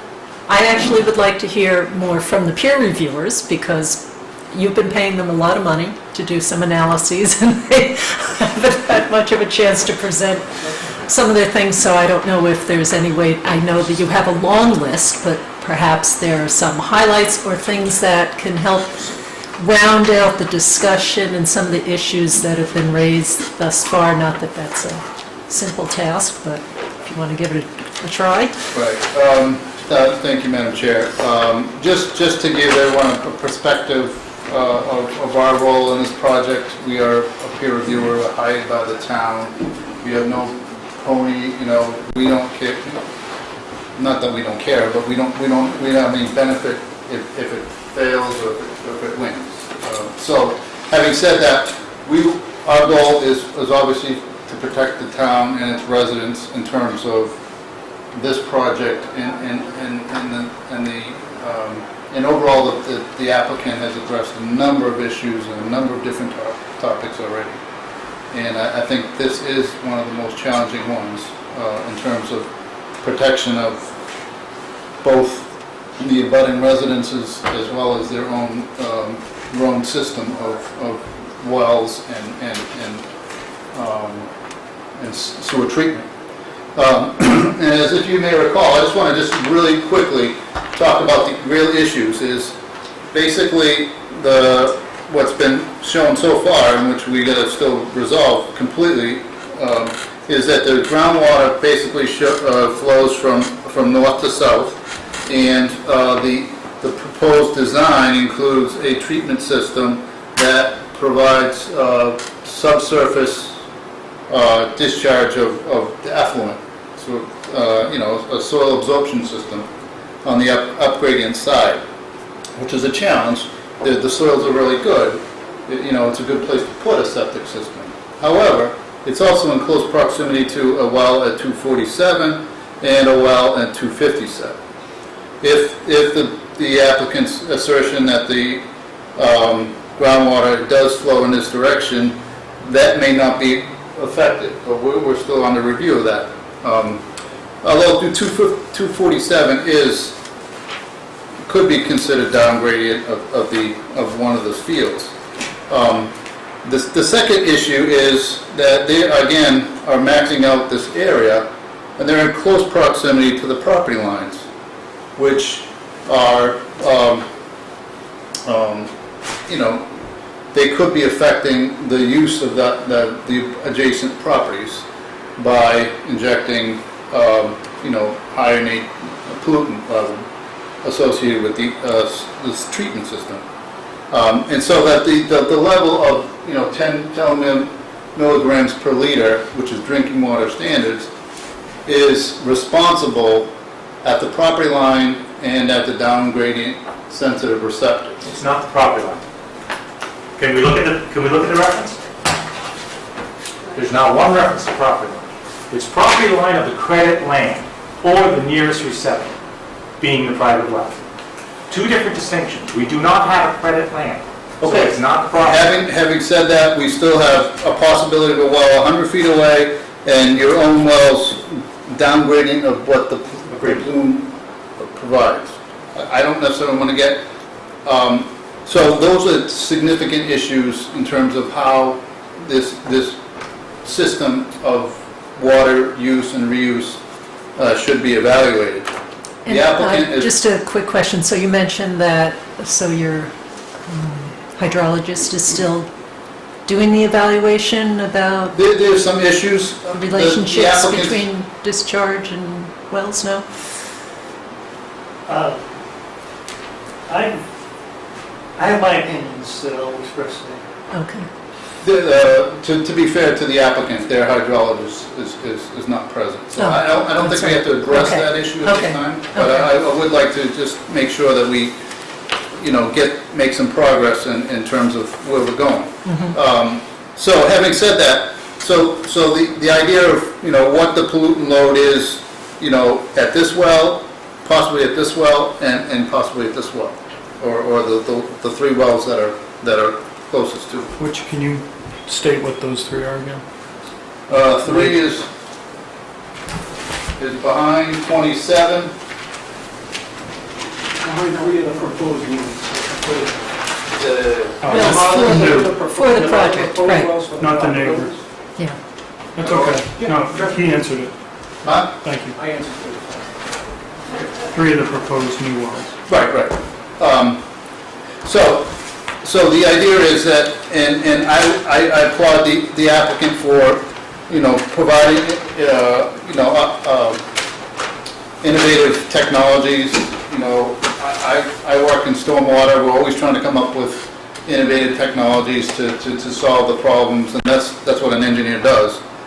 The challenge for us as a reviewer, and obviously we want to provide protection to the town, is we don't have enough data to say that this system that they're proposing is going to provide what they're claiming. So the provisional use is a specific permit that includes specific models to install, maintain its conditions. It's a very, very good document. We've tried to get some input from DEP as to, have they seen a system that would claim the 10 milligrams per liter that they're trying to use, and they gave us a response, no, they've not approved one. So I'm not saying it's not going to work that way. What I'm saying, the best way to protect the town is for them for DEP to weigh in on whether they think this is an adequate system to protect the welfare of the residents. And so, we have, there are some challenges to systems. We didn't go into super in-depth review of the whole system. It's a new technology, so we have to do a lot of research. So I just want to make that clear as to, we're not saying it's not good, we're not saying it's acceptable, we're just saying there's not enough data from our standpoint to say that there's adequate protection. I don't know if that helps with...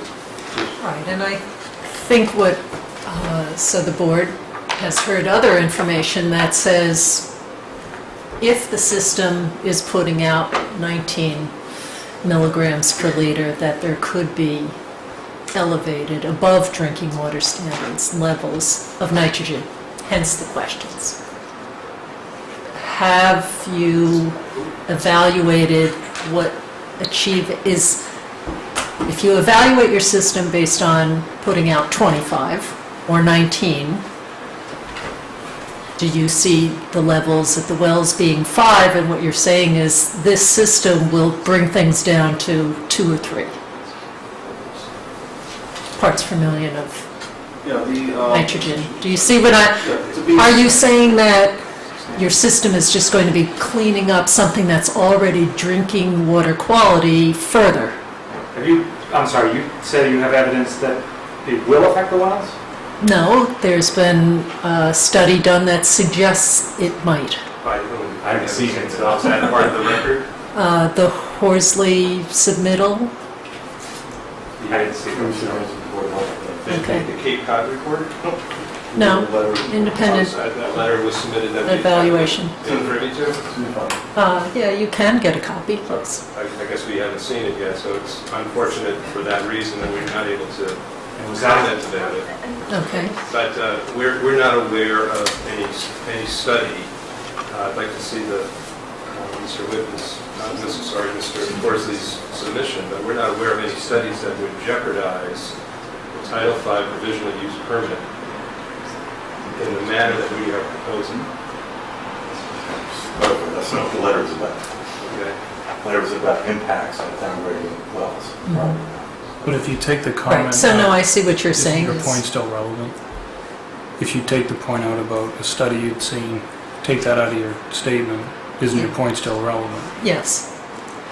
About evaluating what the water quality will be of the future residents drinking from the wells on the property. Have you done, I guess the simple question is, have you done that analysis? Well, what I would say to you is I'd be happy to respond to Mr. Horsley's letter. I need the opportunity to read it and be able to understand it and to consult with our I think she engineer. took that out of her comment though, so she's backed up and said...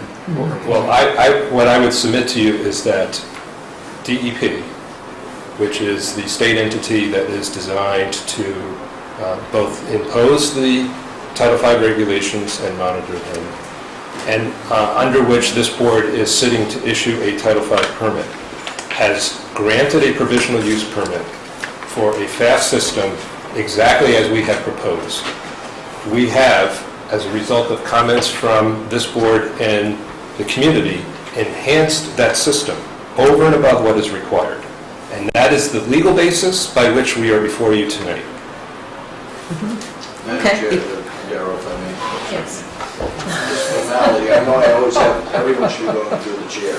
I would like to reference in Title V what I discussed in the literature that was handed to Ellen. In 310 CMR 15.286 is the section on provisional use of alternative systems, section 4B. In section 4B it says the proposed use of the alternative system, which is under provisional use, is for new construction or increased flow to serve a facility, in this case it's new construction, where access to a sewer is not feasible, and for which an on-site sewage disposal system in compliance with 310 CMR 15, which is Title 5.000, exists on-site, which it doesn't, or which a site evaluation for an on-site system in compliance with 310 CMR 15.100 through 15.255, which is for conventional systems, has been approved by the approving authority. I would like to add this to the record to what I handed Ellen because this is deficient. They have not provided that information for that conventional system. So at this point, I feel this application is deficient just based on that alone. Madam Chairman, may I comment? In addition, Yes. as the Board of Health representing the public health and the welfare of the town and the water supply, even though it's not specifically mandated in these requirements, we also are interested in addressing some of the well-documented and established risks and concerns associated with pharmaceuticals, other infectious agents, viruses, and other opiates, etc. There are a lot of other pollutants in water that are coming from septic systems that are important for us to consider when we determine the appropriate size and density of the project. This may be a little off topic, but 237, which is a DEP registered site, is in a butter to 247 by virtue of a lot line that's behind 241. I just wanted to enter that information into the minutes that questioning being up gradient, from what I've heard from everyone on both sides, being up gradient a DEP registered site with excess level lead in the soil and some other things that I don't think have been well documented yet. Can you repeat that? I want to make sure I What address? understand that. what you just said. What I said was the following, that up gradient, which both of the presenters here tonight have stated, are a number of properties. The abutting neighbor to the proposed development at 247 is 241, and next to 241 is 237, which is, by virtue of lot lines, abuts 247. And 237 is a registered DEP site, and I'm wondering if that has been looked at by anyone as to whether the excess levels of lead in the soil at 237 would potentially have impacts on the 10 or so wells that are being proposed for the proposed development. Thank you. So I want to check, just to be sure. So we'll hold off discussions of hydrology until the hydrologist can be present at the next meeting? Is that Yes, please. appropriate? Okay. Yes, question? Barry, 128 Hall Street, just a point of clarification of what you just said, point of clarification. 237 is sometimes referred to as the former Racine property, is that the corner lot? Okay, thank you. Just to clarify, it's, my understanding, the way I read this, is that's for a altogether different provisional use application, not the previously approved provisional use permit that we already have. This is a whole separate section of Title V. So we'll have to check that out, but that's not applicable. This is being displayed as a provisional use for all the literature. For an alternative system, that is not a provisional use permit, that is a newly proposed system for a failed system. If you read the language beforehand, you'll see it. Okay, so I think there's a new task for the peer reviewers. All right, so I don't know if there are any other major comments or questions, but it sounds like research into performance of the system you're proposing would be useful information, other existing systems of this nature. Okay, and Yeah, we just want to make sure that there's really 4 major issues. This is one of them. The idea of private or public wells, is one, and I think we're ultimately going to see if we can have DEP to weigh in on that issue. They've kind of already, but we just want to make sure they have all of that.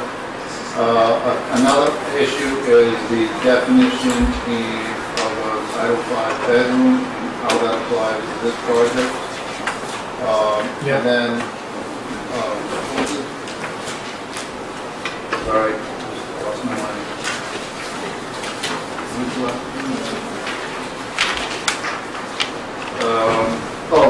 Obtaining the 10 milligrams per liter from the system, and whether a groundwater discharge permit would be better for the project. also another question I had in reading through your comments in your recent letter was, you noted a number of things that they said were provided, but you didn't feel were provided in the package. Have you resolved whatever that is, or are there still outstanding I think there's some documents? corrections we need to work through. We would like the analysis that Mr. Horsley did, that the applicant could provide, the mass balance analysis, based on the numbers of the system that is widely accepted, the 25 milligrams per liter number certainly at the well. We'll have to look into the structural issue. You are recommending that whatever Board of Health approves, if I may, again, Madam Chair, at the very on page 8 of 10 at the bottom, you were saying for on-site wastewater collection, treatment, and disposal for this project, the Board of Health approval will be conditional upon Mass DEP approval. You may have said that already in a different way. Yeah, somehow we got to get in, to get. This is a unique situation. Typically Mass DEP relies on the local boards of health for anything less than 10,000 gallons per day. This is a borderline project. It's got a few other extenuating issues that we would want their opinion and them to weigh in. This being an IA technology with private on-site wells, no need to be reviewed by the IA procedures. If you could just repeat that to the microphone, they couldn't hear. Yeah, this being an innovative alternative technology system for use on site with private on-site wells, this will still regardless need Mass DEP's approval as part of the process. Okay, Barry Levy, 128 Hall Street. Just for the record, and there may be some confusion as to what we were talking about earlier, but just as a statement of the record, at the October 1st Board of Selectmen meeting, which I think took place in this room, and it's on the record, the video record as well, Mr. Hill, the attorney representing neighbors and some abutters, presented Mr. Horsley's report dated September 30th to the applicant at that time. So just for the record. I just wanted, into the next meeting, just hydraulics with you here. You asked, I thought, a very good question. I'm not sure if you understood your answer, but I think what you asked. And then my question is, will it be available at the next meeting? Has the applicant done an analysis of impacts and downgrading property boundaries and rural wells using the 19 milligram per liter or 25 milligram per liter? That's what I heard you asking. I think the answer, I'm not sure what the answer was, but I guess the question is, will that analysis be done and available at the next meeting so that we can review that? For you. That's the Yes. question they're asking. Yes. But And we don't see it as a requirement, but we will consider it.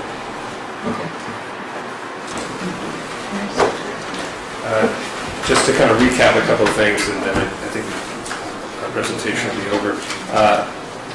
We are completely in agreement that with respect to an interpretation of private versus public drinking water wells, and with respect to interpretation of number of bedrooms for flow, and with respect to the provisional use permit system, the FAST system that we're proposing, the guidance or input of DEP, I think would be helpful for all concerned, the town, Beta, the applicant, Bruce Selleck, and so on. We do disagree that their approval is required, and I think that's what one of the representatives from Beta just stated. We don't think it's required, but we certainly would welcome their input. What we do believe is that DEP looks to local boards to issue the permits for drinking water, private drinking water wells, and for Title V systems, and that's what we're proposing. That's why we're here tonight. But we're in total agreement that to the extent the town needs guidance, we think that that would be acceptable. With respect to the number of bedrooms, we have looked at this a number of different ways. I mentioned to you there are ways that we can design occupancy and bedroom restrictions within the condominium documents. We can also look at deed restrictions. I'd like to hand out some proposed language on those points to the board tonight to consider. This is kind of a belt and suspenders approach in the sense that we are proposing both language in a master deed as well as a separate deed restriction that would be recorded against each unit. This is one of the mechanisms that is commonly in use. That's the deed restriction. And this is the proposed master deed. This is just one of two different types of legal restrictions that can be used to limit occupancy and total occupancy of the unit in general, but also the number of bedrooms per unit. We also have, in this particular case, a very good model of an existing development that the applicant has built in the town of Sudbury. Very similar type of density, very similar, if not exact, type of unit construction. And we have good flow data from those units that we can provide to the board if that is helpful. And in typical fashion, the 110 gallon per day bedroom flow projections that are in Title V are actually given with a safety factor. The analysis that we have based on water usage at this other site in Sudbury actually shows a 43 gallon per day flow rate, so less than half of the 110. So if there is a concern about how these units will be used and how much flow will be generated and whether the bedroom count is high, low, conservative, not conservative, that existing project might be of use to the board, and we'd be happy to provide that flow data to the board as part of this discussion. These are all the water meter readings for all 31 units for 18 months. There are 80% of the basements are finished in that project, and 8 of the units actually have finished second floor studies. It's a water meter based on a town water supply, or? Yes, and it's an irrigation well, so those results are strictly resident use. These are all, they seem to be different, so. You need these for the record too. I already passed it to Ellen, so.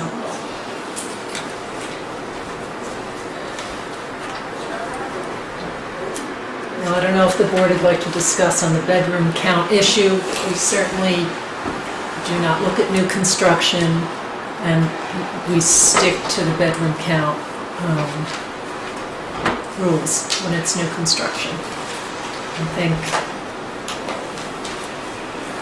the sentiments of the board over time have been that the rules are all set up around the size of a building and its potential, not what may be happening for any one family or whatever in there at the time. And I agree with you, and I think, I just want to create the distinction is I ask the board to take a look at the interpretation of DEP, and then also have their representation, their opinion, their position as the local board. And I respect both sides, but I do think for our analysis it would be helpful if the board made an opinion based upon what DEP regulations say, and then can have their own representation of the local bylaw on how extra rooms are treated before we respect that. okay, but currently, even under the Title V evaluation of bedroom count, it's significantly higher than what you're proposing as a bedroom count. It's actually not, if you would like to talk about it. Sure. Okay. I don't know where you're getting that representation. Under condos, the calculation for a bedroom is any named bedroom or any room intended for sleeping with privacy. So we only have, the 8-bedroom count does not apply. Any room that is not private is not a bedroom.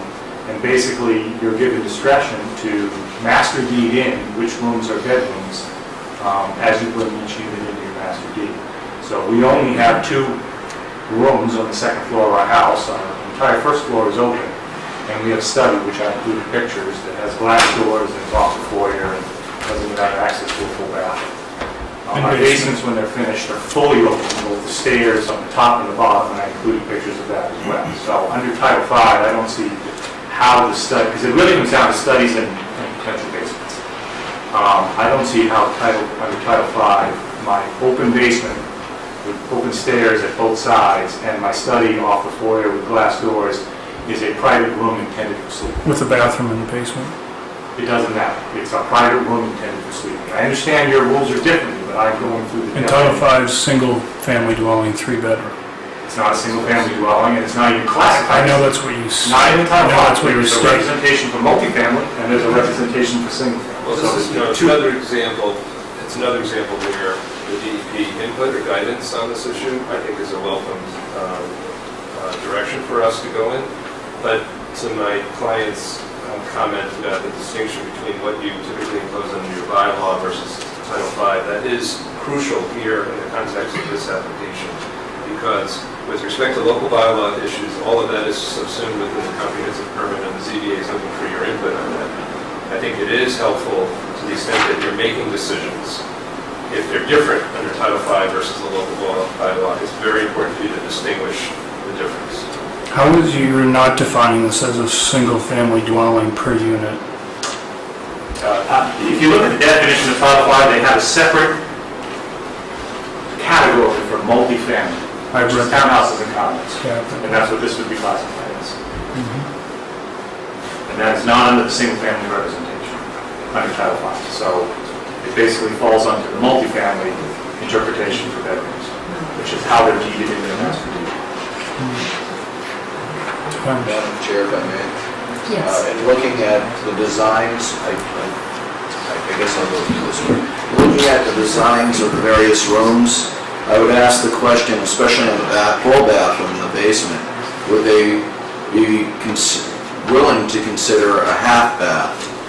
As we know from previous concerns and issues, especially some single families, sometimes people will see that as an advantage to have it as a sleeping area, since it is sectioned off from the house with a door going down the stairs. So that would be one of my first questions related to the room count, bedroom count.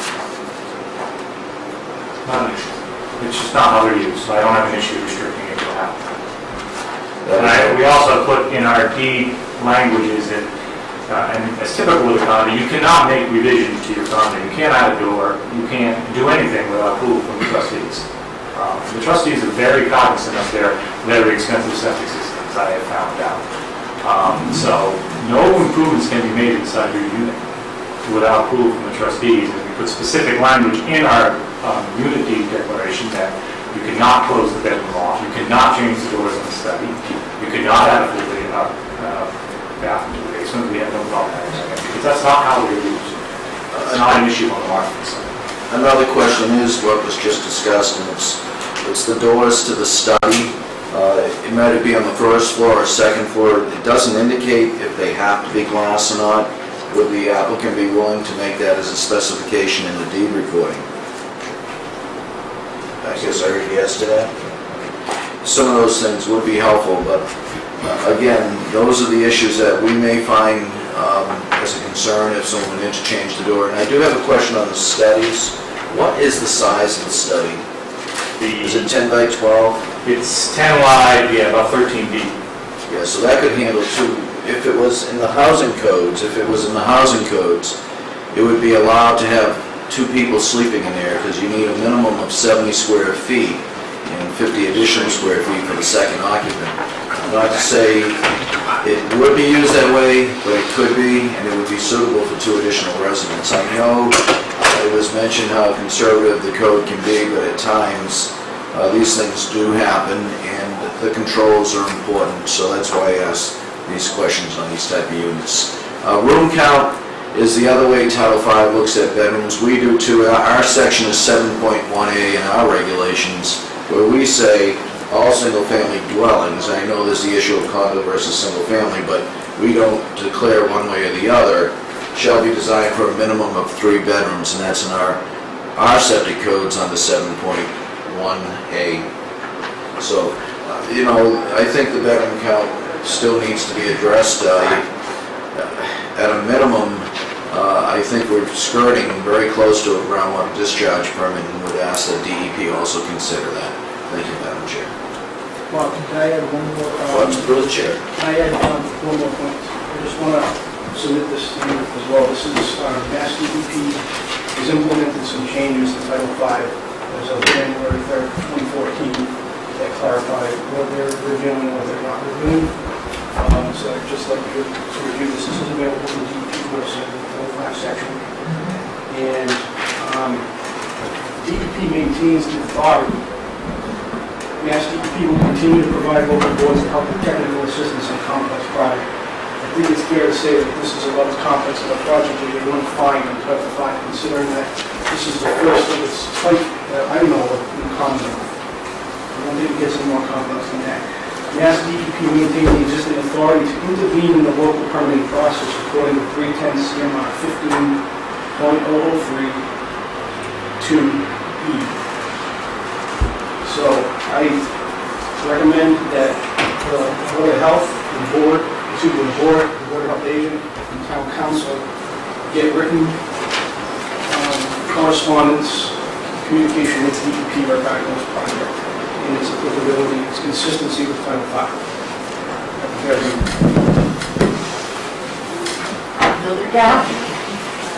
Yes. Hi, Addie Mainway, 1 Jackson Road. Just wanted to go back to kind of an earlier point made about contingencies, and a lot of talk's been made about the role that the condo association would have to play if something were to fail and they find that they would have to set aside. And many of us in town, once upon a time, I lived in a condo and was part of a condo association, and remember that you had to assess fees of your fellow neighbors and you had to agree on those fees. These pool of money that that condo association will have at the start of this development will be small. Each it ideally progressively gets larger than to account for things that happen, accidents, things fail, things that need to be repaired. So to say, well, if the septic system fails, it'll be up to the condo association to fix it, not the town, not anybody else. That's a wonderful sentiment, but if the money's not there because it's a new development or because condo association has been reluctant to raise condo association fees necessary to implement these changes, then it's a problem and it falls back on the town. So picking up on Addie's point, where did I read that it was recommended these wells were under a separate entity rather than the condo association? Did I read that somewhere, Mark? I may, wasn't in your data from David? No. I can address that. Yes. For these, so now we're talking about drinking water wells, not the disposal system. For the drinking water wells to be categorized as private wells, they cannot be operated and maintained by the condominium association. So what we'll do is we have 10 buildings, each building has a well. Each building, which consists of between 3 and 4 units, actually 2 and 4 units, will have the responsibility for their own well. So that it's not going to be a condominium association responsibility for purposes of the drinking water well. It's going to be a building by building responsibility, and that means that any particular unit owner, to the extent that he or she desires to do something with that well, will have the ability to do that. With respect to the issue on the disposal system, that will very clearly be a condominium association function. It will be budgeted. We can have a reasonable conversation about front-loading the reserve account to address the concerns of the resident that just spoke, which is usually the case, which is that the reserve fee account starts low and builds over time. If we believe that that reserve account needs to be front-loaded with respect to a septic system issue, we can have a conversation about that. I certainly have done that in other communities and other areas having to do with communal wells and septic systems, so it's not an unreasonable concern. To get back to the issue on bedroom count and enforcement, my client said that everyone is motivated to make sure that the septic system is working the way it should because it's coming out of their pocket to operate and maintain it. I will tell you, having done a lot of work for condominium associations throughout Massachusetts, a more burning concern that a condominium unit owner has is how many people are coming in and out, where they're parking, how many people are in the development per se. So I guarantee you that in terms of enforcement of who's creating an illegal bedroom and having people sleep over on a permanent basis, that is a very much a hot-button issue and is one that is enforced irrespective of impact on septic systems. People are very concerned about how many cars are in the driveway, where people are parking, how many bicycles are in the lawn, and so that type of scrutiny, if you will, is one that is prevalent in any condominium, whether they're hooked up to the public sewer system or not, and I would say that plays very well into regulating occupancy and structural changes or modifications within a unit. I'm not sure what commitment, getting back to the wells, I'm not sure what commitment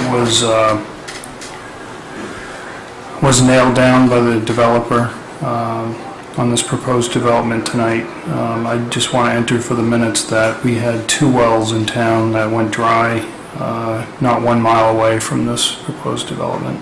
So we had to do emergency approvals on deepening those wells. So again, getting back to a point Mr. Johnson makes over and over, you know, the multi-well simultaneous testing, including neighbors being tested at the same time, would be important from my standpoint. If I may, just on that point, I'm sorry for trying to. Chris, it's under section 2, page 8 of 10 of the beta review, Board of Health number 6 related to the common deed to the subunit owners before units are sold. That's what your question was. That's where it's located. Thank you. Thank you. Thank you.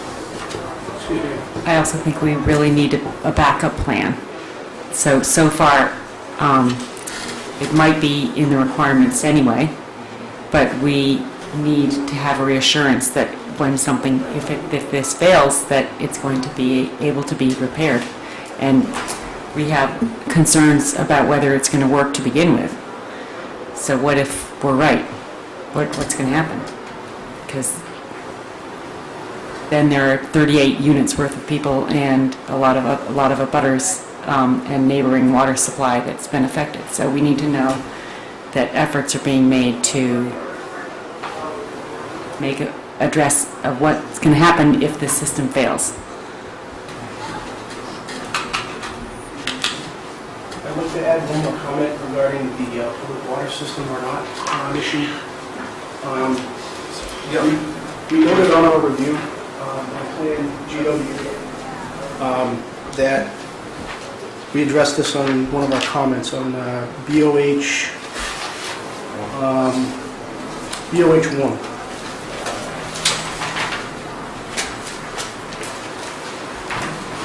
And we noted that there appear to be overlapping well easements depicted on the plan. Can you state that again, overlapping? There appear to be well easements which are common to more than one well, or the geometry of the easement overlaps its neighboring well. So the infrastructure that's going to be located in that easement will be common to more than one unit. So if a repair needs to be made, or if an electrical service needs to be repaired to the pump, then the owners of one unit are going to impact the infrastructure of another unit, and there's a liability potential, and the maintenance, the maintenance associated with the individual unit is in question. So based on my discussions with the James Persky and the other person, Tom, I don't know how to say his name, Man, I don't know. That they would like to get information about the project so they can make a determination, and it sounds like just this sort of ownership for them is the key point. So I don't know if you've submitted specifics to them so they can make a written determination on this. We did, and then we got several emails back, which I think the board was copied on, and then the chairman of the ZBA did make a request to not not offer an opinion yet until we had finalized what the exact system was going to be for the sewage disposal and stormwater management, so there was a complete set of information. We have no problem. We're not guaranteeing that they'll answer it, because they have yet to really answer, other than what they answered for Whitney Farms, in which they said that was acceptable, and Abbey Road they turned acceptable. So I don't know if what we're going to get, so we couldn't hinge on any of our approvals upon their fast letter, but I have no problem submitting everything to them for their opinion if they'll offer it. And if and when that happens, we would want to see what was submitted so we understand what information they base their decision on. I think that's the goal of the ZBA as well. They want to make sure that they have all the data before they give an opinion. And to that point on the sewage disposal, we welcome it. I just can't guarantee that they will give it. That's our concern. So we're not quite sure. We can't hinge any approval on their approval if they refuse to give the approval. That's our issue. But we have no problem in conjunction with this board submitting final documents to see if they'll render any kind of opinion. Maybe they'll confirm that it meets Title V, maybe they'll issue the permit, I don't know. It's not my purview, and I don't think any of us really know until we ask. Okay. So going back, you feel, from your perspective, you're in process of getting the other outstanding information that's noted here, working through that. The next meeting, we'll be talking hydrology. And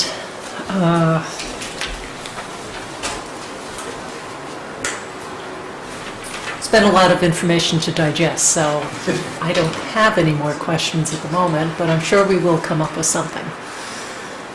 So, Any last comments?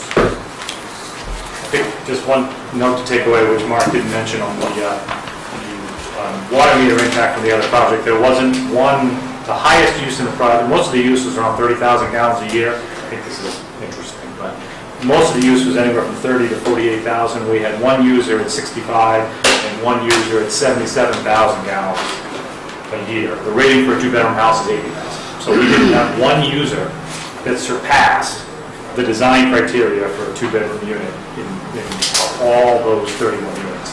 And I'm pulling the records from my 37-unit project and my 29-unit project. Both are septic systems with water meters, so I'll get that. We'll have three data sources. I already did the one in Southborough about 4 or 5 years ago, and it was running at about 50% design capacity. So, but I'll be able to present this board with all of that. And they're all 2 and 3 bedroom condos. They're all the same size. They're all the same unit, and they're, I think, similar because they're actually similar priced. And do you have information on what you're potentially planning to use for irrigation water? That's in our report. We're planning on irrigating 50,000 square feet. That's on our landscape plan. We put down the hours of day that it's permitted to run and the time of year. It's only allowed to run from June to September, from midnight to 4 a.m. in the morning. And that's on our landscape plan. And we're not irrigating any of the back of any of the lots. We're only irrigating the front yards and along the roadway. We're not irrigating on top of the septic system or any of the backyards. And you realize that it still needs to meet drinking water standards in Sherborn. And what else on that? Yes. Just on the comparison of the water meter readings and so forth, the question would be, do the individual condominium units and these other comparison uses, do they pay for their water? Correct. They do. Right here, they will not be paying for the water, correct? And the reason I ask, and it's important, is in Massachusetts, they allow landlords to now charge tenants for water use because of overuse of water. And that concerns me. So where the water is quote-unquote free to them, the use may be different because they're not paying for it. So I would say maybe a control needs to be considered. That's an interesting point. I have no problem metering it and supplying the condominium with more funds. There are now remote metering. It's very simple. It's done by a third party, and it can be billed, to Mark's point about encouraging water conservation, and also creates a revenue source for the association. I have no problem with it. I think Addie had a question. Yes. Hi.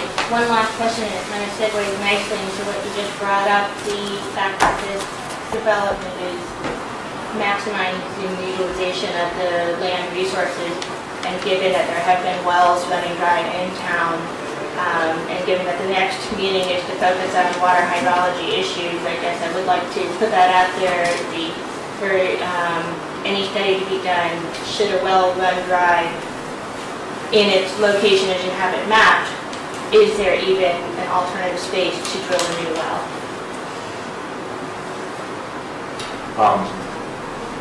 If the Board of Health permits us to do the same distance between wells that they permitted at Whitney Farms, we actually can take our 2 closest wells, not our irrigation well, because that's feeding the fire department system.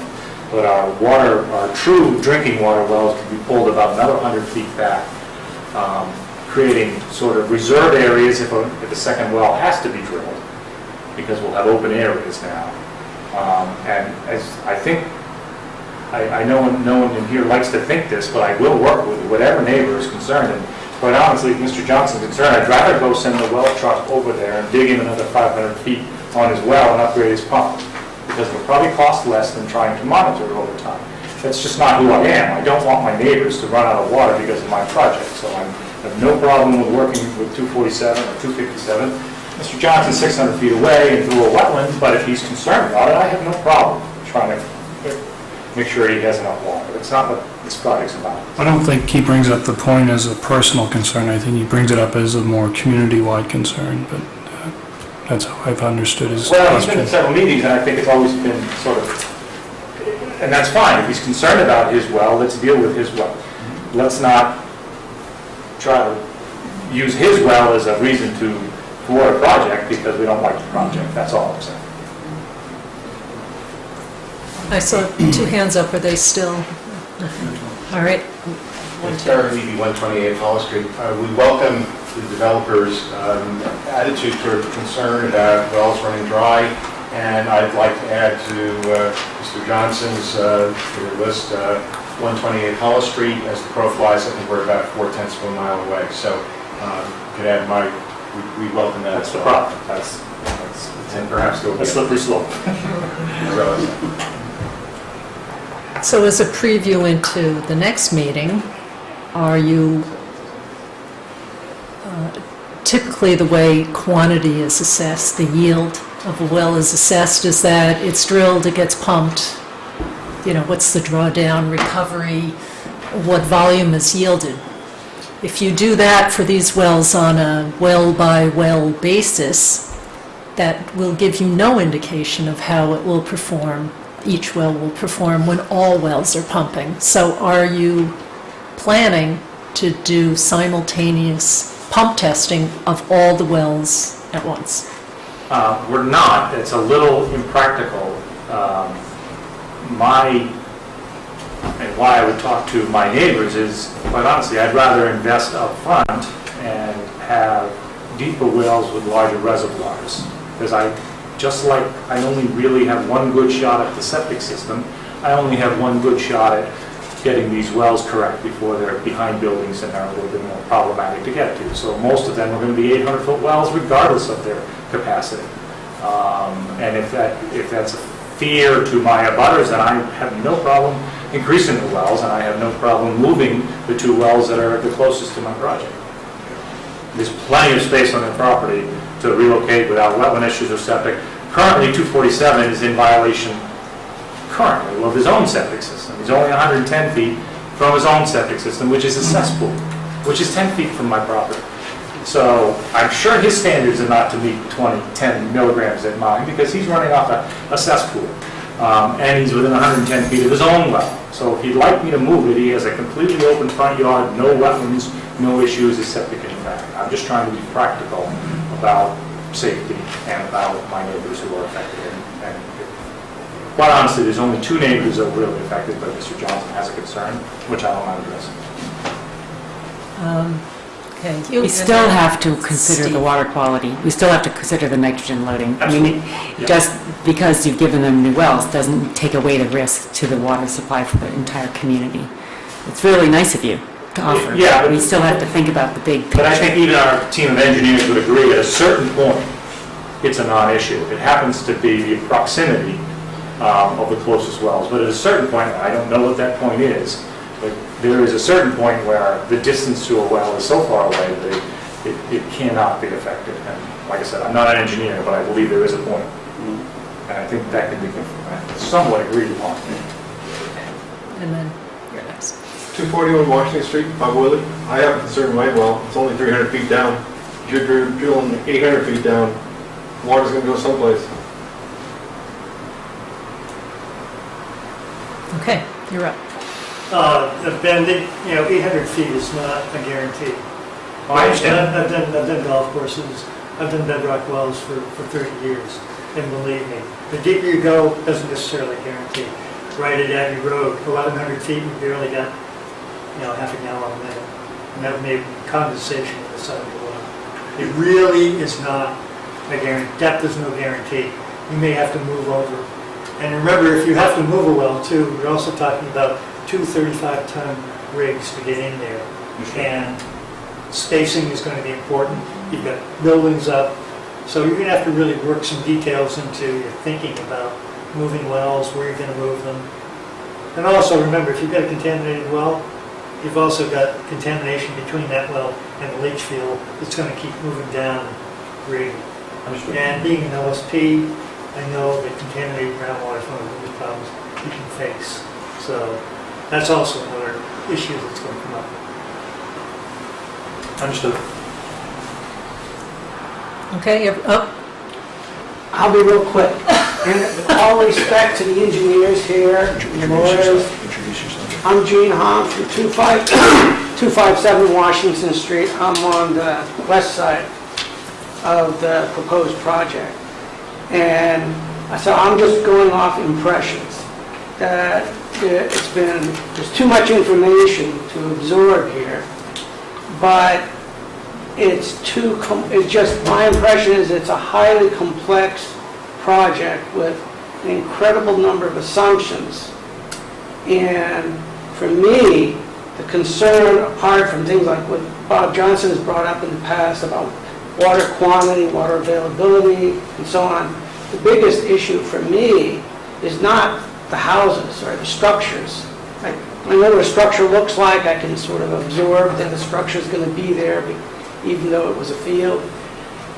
To me, the biggest issue is the reliability over time.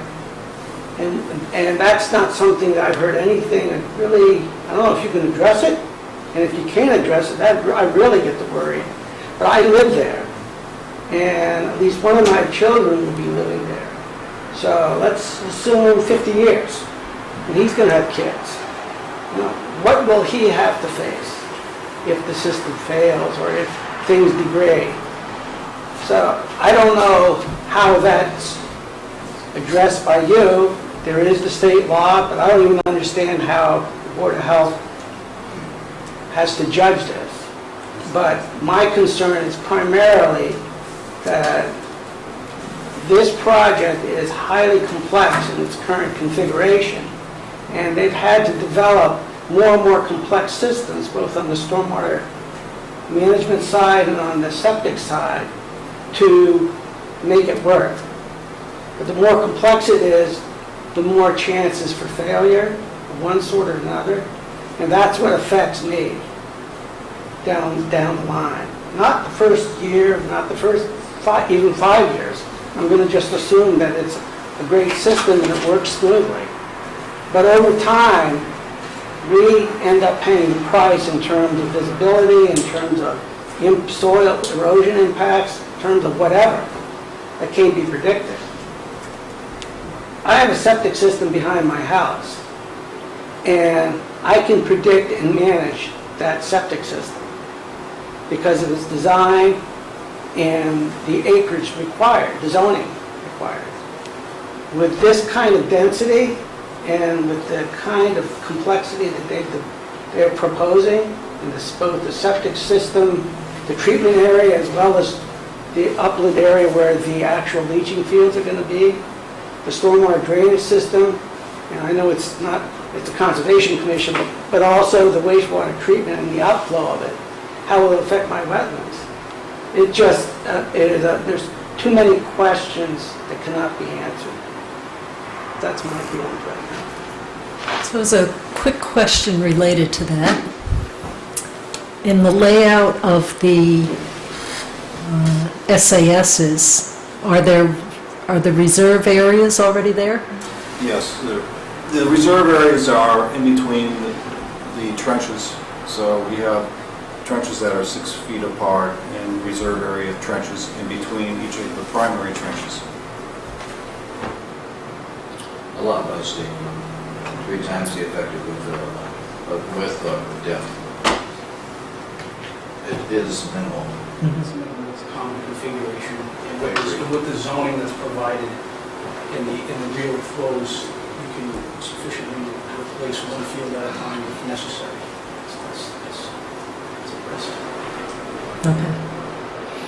Okay, everyone filled up?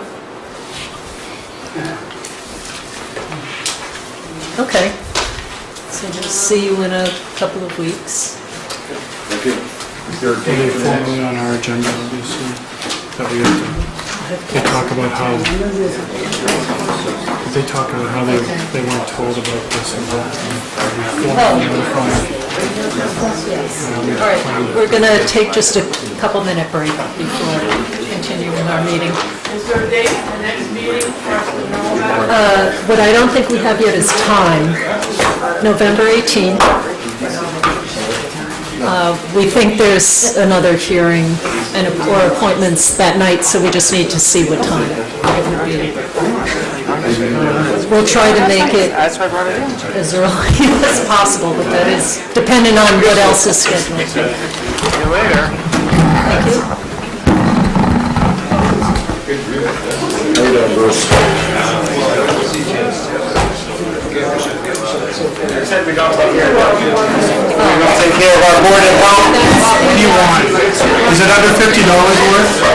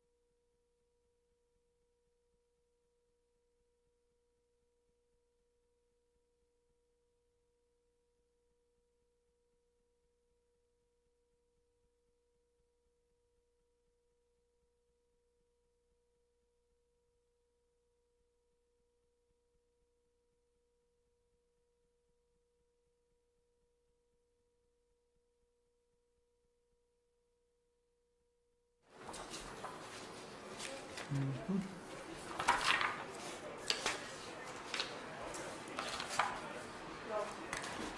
this is the first time I've had it on this side of the table, because I haven't come to enough meetings. You're always on that side of the table. I just wanted to be closer to Ellen. I'd say, what is this? Let me read it. Except we're waiting for one more board member. Can we go find her? You won't find her necessarily. We were just told to start anyway. Here we are. Per path. Okay. All right, we are back in session. And I believe that we're going to be talking about Abbey Road. And so before we get started, I just want to fill in the rest of the board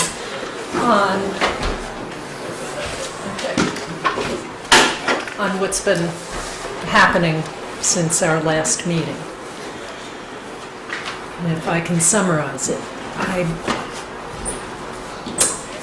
I believe what precipitated is that there was a request for a field change on the septic system. So there were tanks to be relocated to enable a tree not to be taken down, a large, nice oak tree, I gather. And I know that that request has since been withdrawn, but connected with that arose the issue that the plans that were approved in June had not been submitted in their final form. And part of the reason for that is that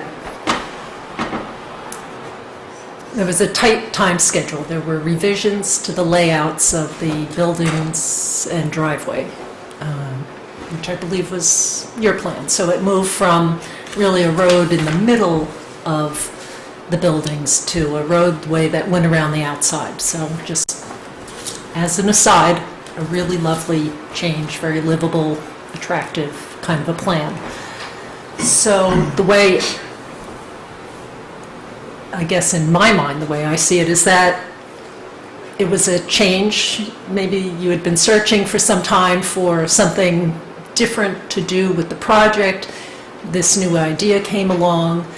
And then there were a number of pieces to fall into place. Would it be okay with the planning board? Would it be okay with Conservation Commission? How did moving the impervious surfaces to a different location affect stormwater runoff? So there were a number of things to fall into place, including did it have any material change on the septic plan? So we had the March version of plans that had the whole from the leaching field and then all the piping and the tanks and the piping coming out of the houses and how that all fits together. So often we focus on the leaching field because it is a key component of a septic system, but it is a system and there are many parts. So the previous plans showed on one plan the leaching field and then all the way down to the building and the building design. But when this change came about in June, because of the needs to meet some town timelines in terms of working out the land swap that related to the leaching field, things got compressed. And so what the Board of Health did, normally it would get a whole new septic plan that had everything integrated, from leaching field up to the buildings. But again, because of the timelines, the board asked the agent to take a look at the March plans, and then just the portion of the plans that had been prepared for the other department was geared more towards the other departments that showed the new building layout, and match those up. They were different scales, officially different sets, but he was able to compare those little triangle rulers for scales, figure out distances, how things matched up. Madam Chair, if I may, just point Yes. of order, and I'm not part of this discussion, obviously, but when you said the agent, if you could just clarify. Oh, supplemental agent, yes, sorry, our wasn't supplemental health agent, I yes. wasn't the agent. Thank you. And was able to confirm that requirements were still met in terms of the septic system. So sometimes changes, people add a porch to their original building plan or something else, pipes might have to get moved, things may change, and there are just checks to be made about distances and setbacks and that sort of thing. He evaluated that the new layout met the requirements, it was approved, but when it came time to say we have a field change, and there were some issues with the field change, but we have a field change that we want to go into the files and attach it to the plans, the new plans had not been submitted that reflected what was approved in June. So I think there was some confusion about, then we said that needs to be updated. And I think there was confusion that somehow making a field change was an enormous process. And it wasn't meant to be an enormous process. It just highlighted that we still had not received the updated plans.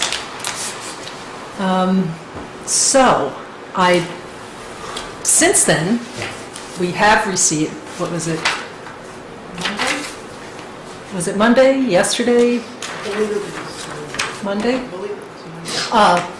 We got an electronic copy, and then we received a hard copy that has now the system as proposed in June. We haven't had the agent confirm that just yet.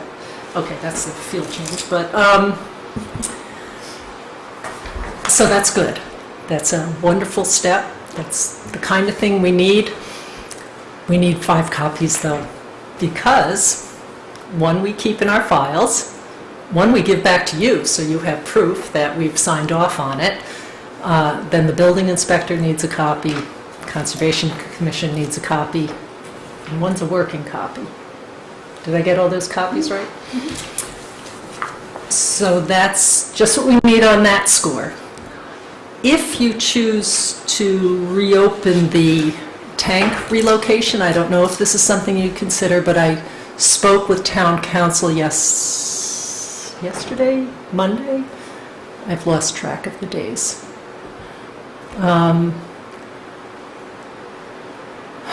Yesterday, spoke to town council, but we were not able to continue our discussions today. Schedule-wise, it did not work out. To say, what could we do if you want to go back to your tank change location in light of the outstanding plans? Because now we're building upon, I mean, we could move ahead. We do have a plan now, so the Board of Health could be evaluating the tank location and just confirming it with the new plans and making sure that the new plans come in, match up with what the agent, supplemental agent evaluated in June, comparing the pieces of the plans.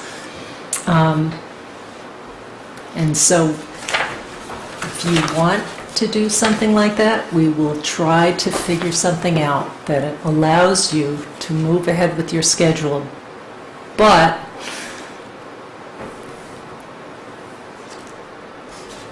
I can't say what town council's final conclusion would be on just getting all the copies of the plans that are required. It's part of the regulation.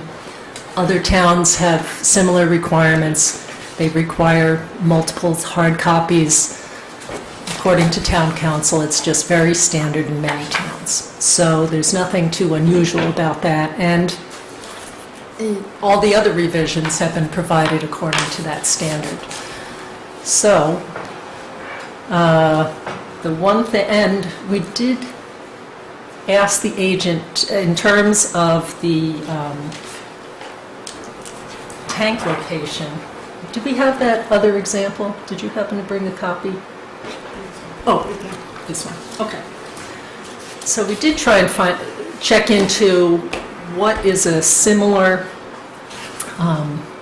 field change document that we've accepted in the past. We do prefer to have it stamped by an engineer. However, here's one that's a lot like the agent was able to, and the health agent was able to recall a similar situation that has what it does have that you're missing on yours is that it has the engineer's title block, essentially, and identification of what property it is. So we wouldn't need to have it stamped, but we would need something like this. And then that could likely go ahead.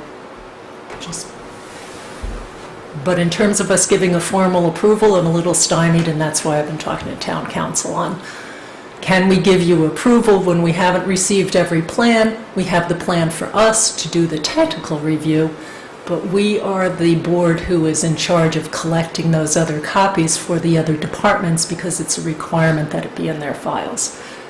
So that's still outstanding. Got it? Does that make any sense in terms of what's happened? Because there have been a lot of discussions going on, and the board hasn't met during this time period in the last week and a half that these discussions have been taking place.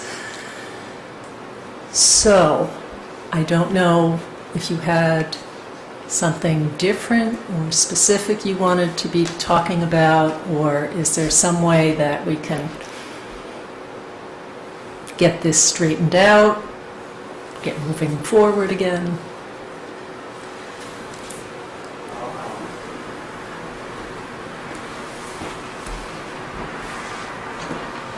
James Murphy, as you know. The request for a field change has been withdrawn. We don't want to complicate those things that we need done at this time, and this has unfortunately complicated things on previously submitted and approved plans. We did give you a merge plan of the prior approvals. I'll tell you what it is that we would like to see action on.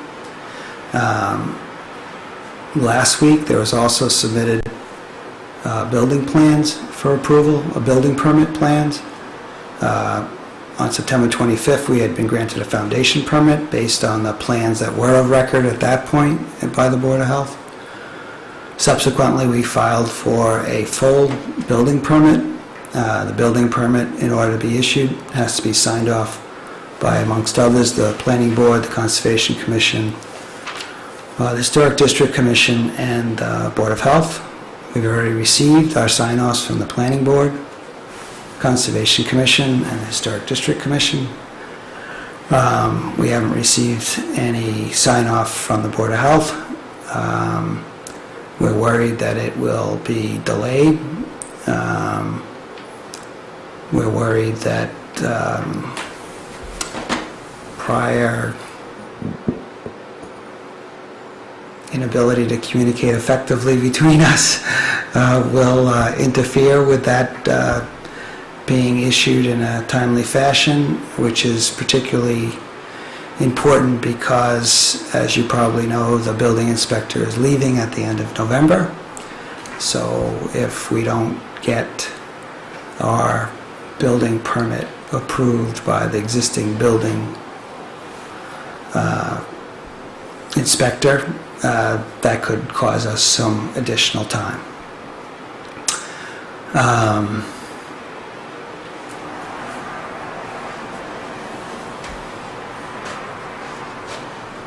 Electronic copies of the merge plan were also already supplied to the building inspector.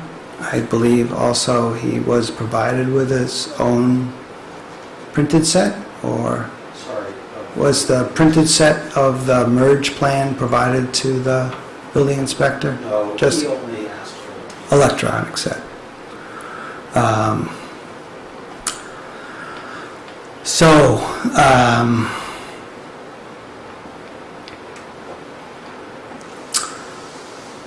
The only other thing I would say is that the revisions, the plan that had the site plan different was sometime in June, but the actual vote of this board was in August. That was August 5th, I believe, to vote to approve all of those different plans.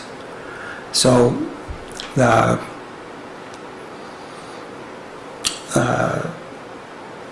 thing that caused there to be upset on this side was different comments from the supplemental health agent, indicating that there had to be a comprehensive review and that the plans that included the field change would entail a significant revision. And that seemed to be far beyond anything else that had been required and had been in fact different from the impression that Mr. Murchison had gotten when he came to a September meeting of this board and was told that, you know, for the field change, it's likely all he needed to do was submit an 8.5 by 11 rendering of that change. I think it's true that after what you said about if in fact there was a request for a field change in the future, that it could be on something that had an 8.5 by 11 sheet that had the property name of the property for which it was sought, as well as a block from the engineer submitting it. That's good advice that we'll use if in fact a field change is later requested. But what we can have happen, because I think it will just increase the tension unnecessarily, is a situation in which the supplemental health agent is not responsive or delays his response on the building permit application, which, as I said, it was submitted last week and 3 other boards have already said fine, no problem. And we'd like to see whether or not we could get a similar timely response, or if there's a problem with it, that they identify what the problem is. For example, the fire department also has to sign off. They asked for a small change. We're making their small change. So that's what's going to move the project forward.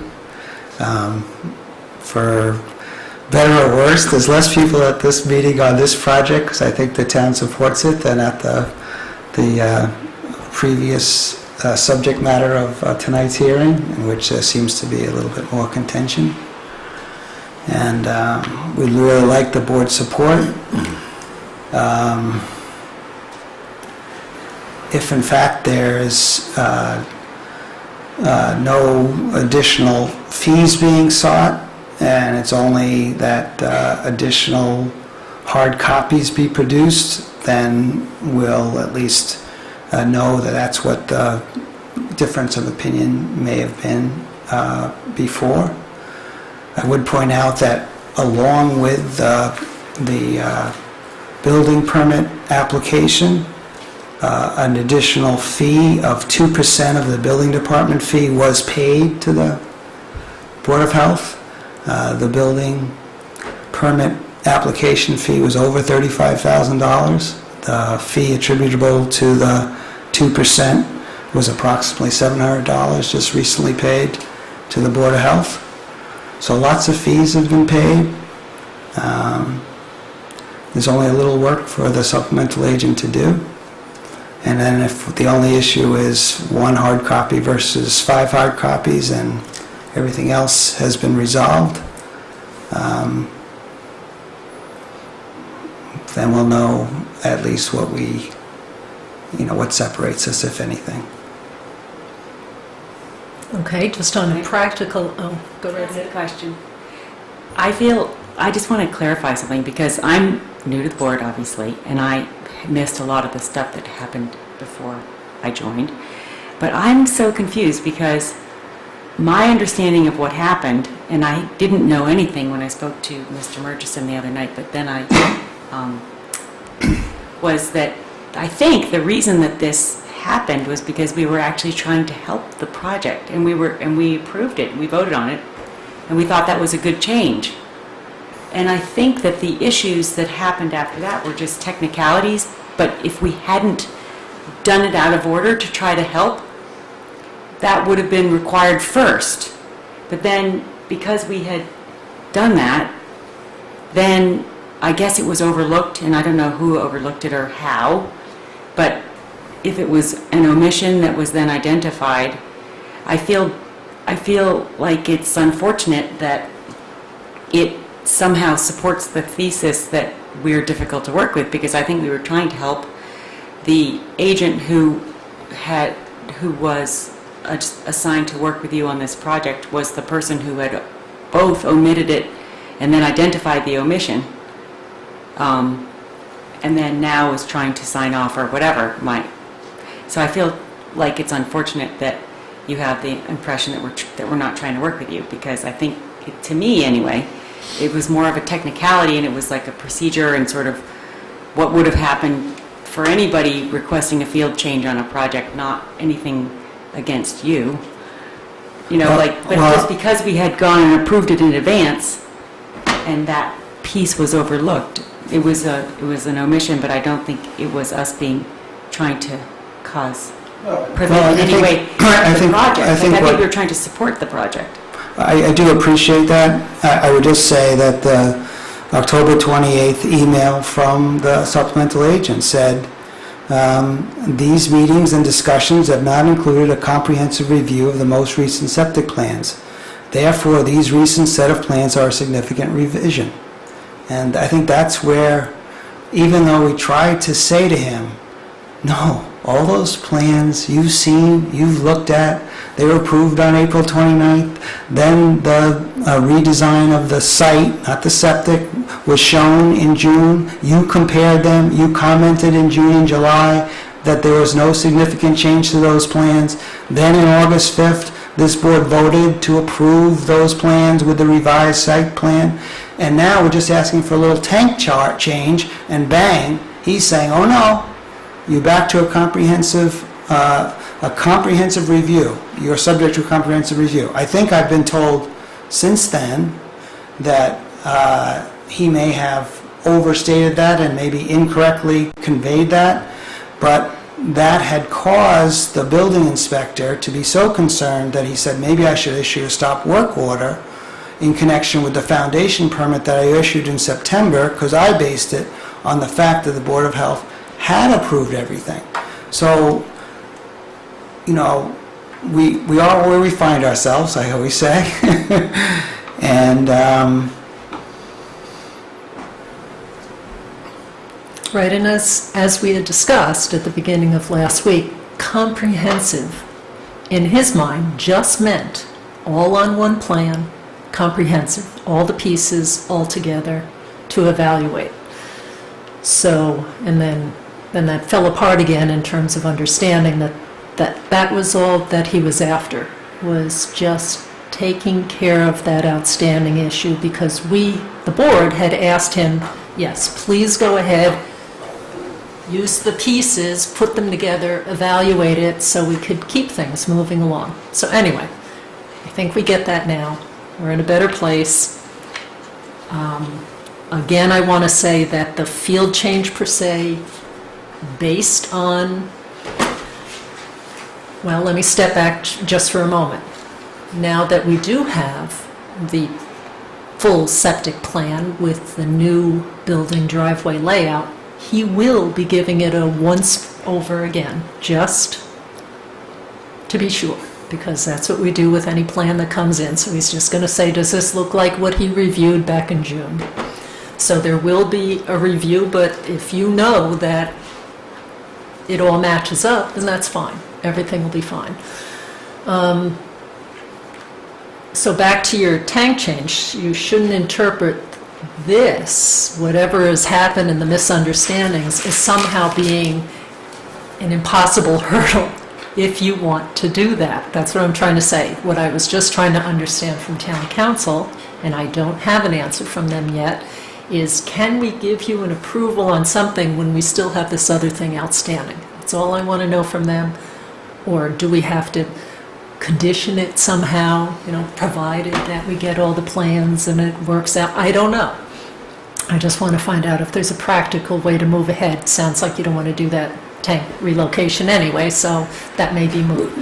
So we're really kind of focused on what is the thing that we need to do before the winter comes. Yes. We need to get a building permit, well, and we need the Board of Health to sign off on the building permit application. Okay. And that's way more important than finding out whether or not a tank could be moved 10 feet. Okay. And so we just want to kind of get So clear the dates. regarding that, That's on what we want. schedule, on our list, to-do list for this evening is for us to sign the new agreement with the supplemental health agent, because that had to be worked out with the town administrator on developing a mechanism to continue to use him, because it didn't seem to make sense to really be switching midstream on this project, right?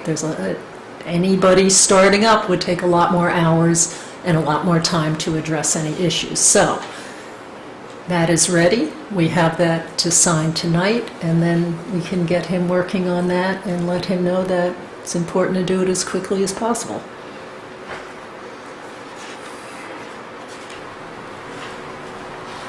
Okay, you have this very strange and very, you guys didn't write it, but it's your section. It says 2.0, an agent of the Board of Health is any person authorized by the board to act under these regulations. Then it says, no action required by these regulations shall be taken by the agent without the approval of the Board of Health. Then it says, the agent may not vary these regulations without specific approval.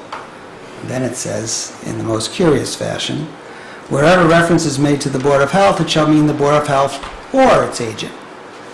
So, you know, to my mind,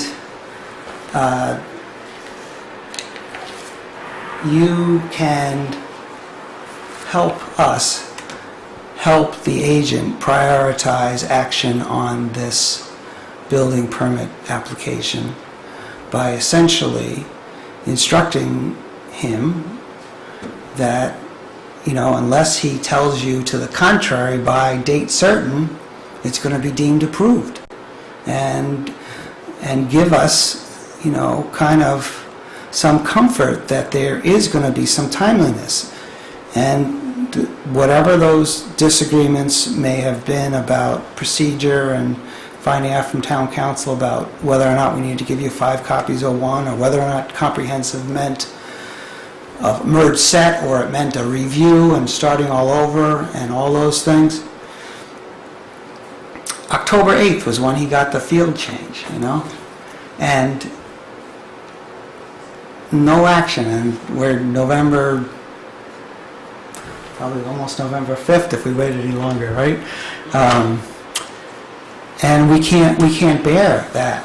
And this one would conceivably take more. I mean, we think the first one should have taken about 5 minutes, but this one would take longer than 5 minutes. So we really are desperately seeking some affirmative action and direction by the Board of Health towards its agent with respect to this particular important matter. And if in fact you have him say, yeah, he'll do it, and as a condition to us doing that, you got to give us 4 more hard copies, I mean, so be it. I mean, that's what you could say. But you could move this. You could, before November, I heard you say the next meeting is November 18th. And you have another, you know, long meeting ahead, and you could kind of solve this one tonight. I have no problem asking him, see what the rest of the board thinks, to just ask him to make it a high priority and turn it around as quickly as possible. Sound reasonable? And if for some reason there's something going on in his schedule, whatever it may be, that doesn't permit that, then we'll talk about another alternative. Because then I think if in fact it's November 18th and he hasn't done it, or November 16th, 2 days before your meeting, he hasn't done it, we'll want to come and ask you to do it yourselves instead of him. Right. Because then, you know, we just couldn't bear, you know, not having action on it. And I think that. And I don't think he dragged his feet on the field change. It's been that things have been going back and forth and back and forth and back and forth about the septic plan and the up-to-date version.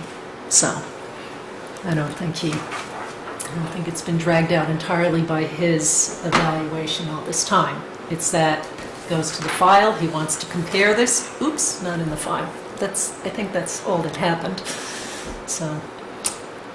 I appreciate you supporting your agent.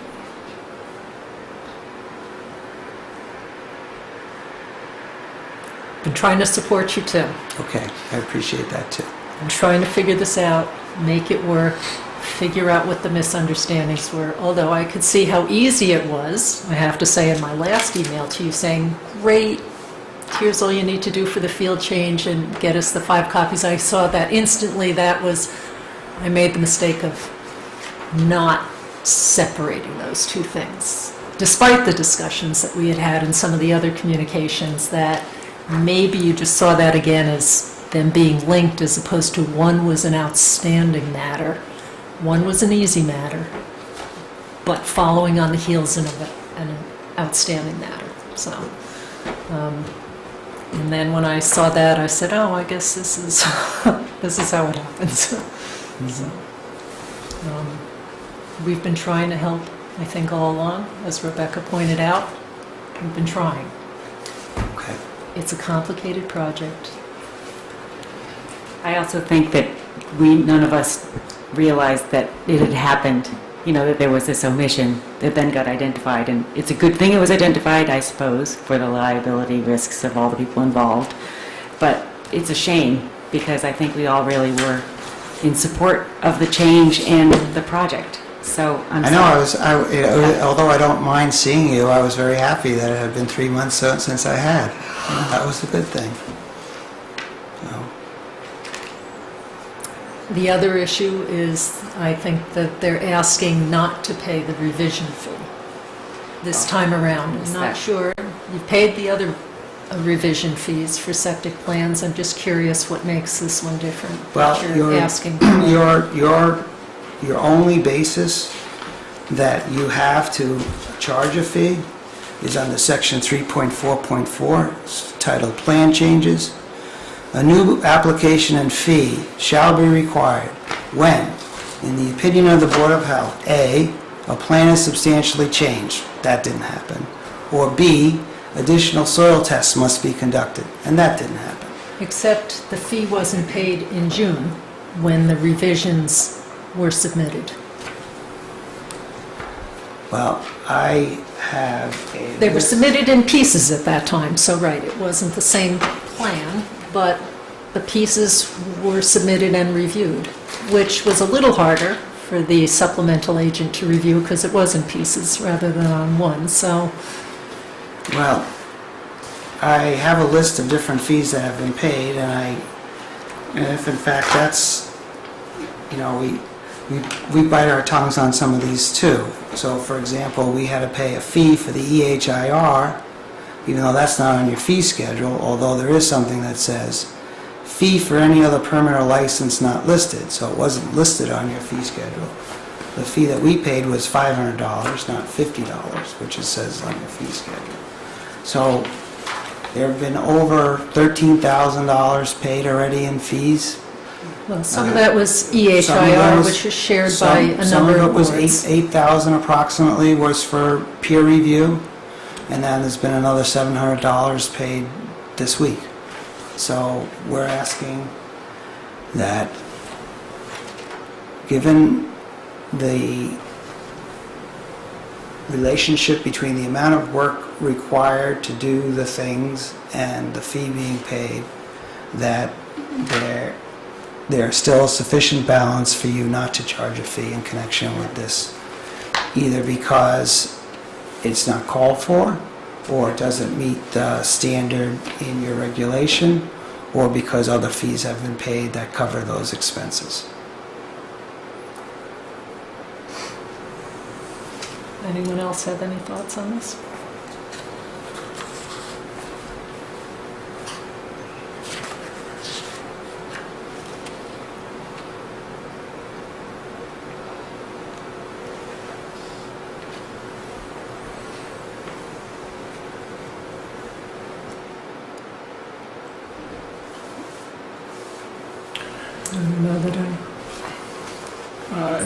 Just a minor point. The fact the developer didn't want the town's health agent to review this, and one of the supplemental health agent is costing the town more. Excuse me, Dr. Quinn, So, can I speak? I- That's absolutely not true. So I think that's why it's important to have the fees paid that are reasonable. So to your point, is this a reasonable fee? So I just want to bring that point up. Okay.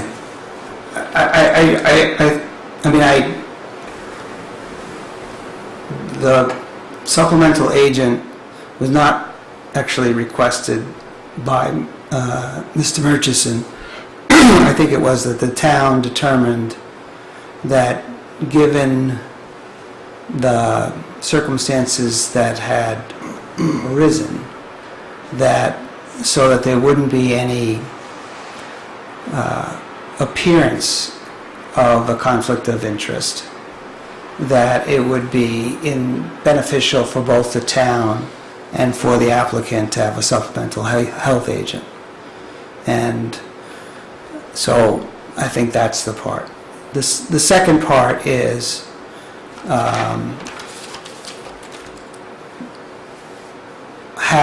I think if you go to your point, and I think that's the way perhaps to look at it,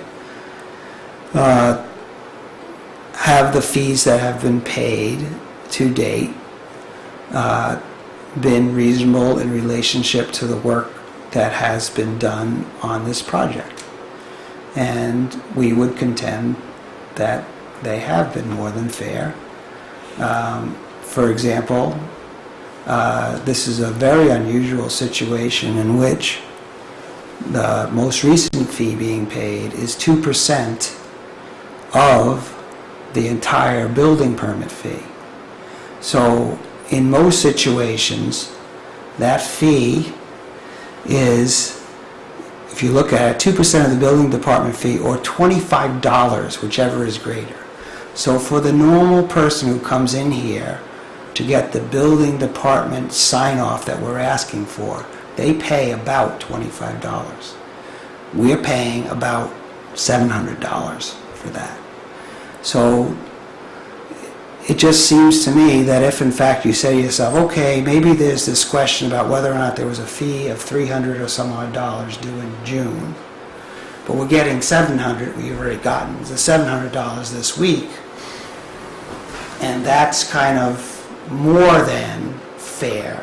It's overpaying for what little work is done to check off the things that the planning board, Concom, Historic Commission, and Fire Department are doing in a heartbeat. So if that's the way in which we can get more on an even footing, then I think it would be appropriate on that basis for you to say that's a sufficient fee for all activities up to date, and we can move on. Right, because it has the appearance of charging over and above for a very minor change at the end, but there's a lot of work on the front end, as you have noted, and the fees have been paid. So yeah. I will note that the measure isn't $25 because it is more complex. But The other thing I wanted to bring up, the spread may be... But at 700 is not the... well, the other thing I wanted to bring up was the concern you had that perhaps there was some intentional foot dragging, which obviously is absolutely not at play. I'm not saying I'd it's... have to say you'd agree that you haven't seen that in the 2 years this has been going on, where there's been the back and forth. I know there's been comments made, but boy, the process seems to take a long time, but it wasn't just a Board of Health process, it was the entire town process, and having boards talk with one another, etc. But I hope we've quelled that fear, because did we not add a meeting just to address some issues on this project? That wasn't even scheduled by the Board of Health. I would say the Board of Health, the actual elected members of the Board of Health unquestionably have been ready, willing, and able to discuss this project whenever we're ready to come before them, without question about that. I would say, unfortunately, that the supplemental health agent has not been quite as responsive with that same degree of urgency and support. And the reason why we had a special meeting on August 5th is because the supplemental agent was not ready on the earlier meeting of July 26th. And so because of that, and the elected members accommodated us to catch up for Ethan. But it has been our experience again, I don't think there was any intentional action on behalf of the supplemental agent. I just think that he has not prioritized what seems to me, not being an engineer, to be a relatively straightforward request for action. Yeah, well, from what you presented, I don't have a problem waiving a most recent fee. I do have a problem with waiving the request for the 5 copies. It sounds kind of old school with paper copies, but I think Daryl laid out a good reason why that has to be here. And like she said, one of the 5 copies comes right back to you once it's signed off on, so. Okay. Can we just take a 2-minute break so I can change this?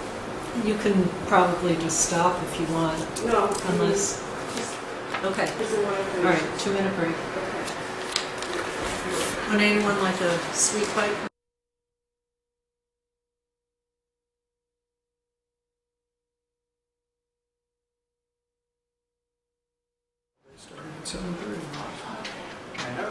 Okay, we're back in session. Okay, so do we have a motion to waive, although, let's see, what makes this unique? Before we do this, what?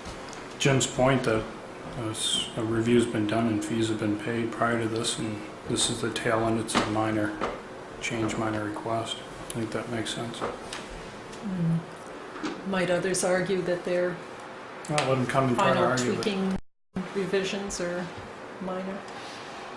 Is it the magnitude of Well, all see the if they paid fees $700, that you're looking at? I'm just curious. Well, see if they paid the $700 this individual has and take it up then.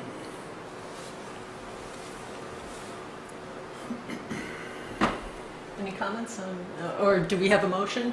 You're I just making a feel like, motion then? I feel sorry that it's created such a problem because it's frustrating for us too. Because we want to make progress also. And so I don't know. I wish that it was possible for you to know that we're also frustrated, and I don't know what we could have done to have prevented this. It's a shame. Because I think I thought, when we voted on it back in August, I thought that was it. Everything is going to go ahead. So I think it's a shame that we're here in November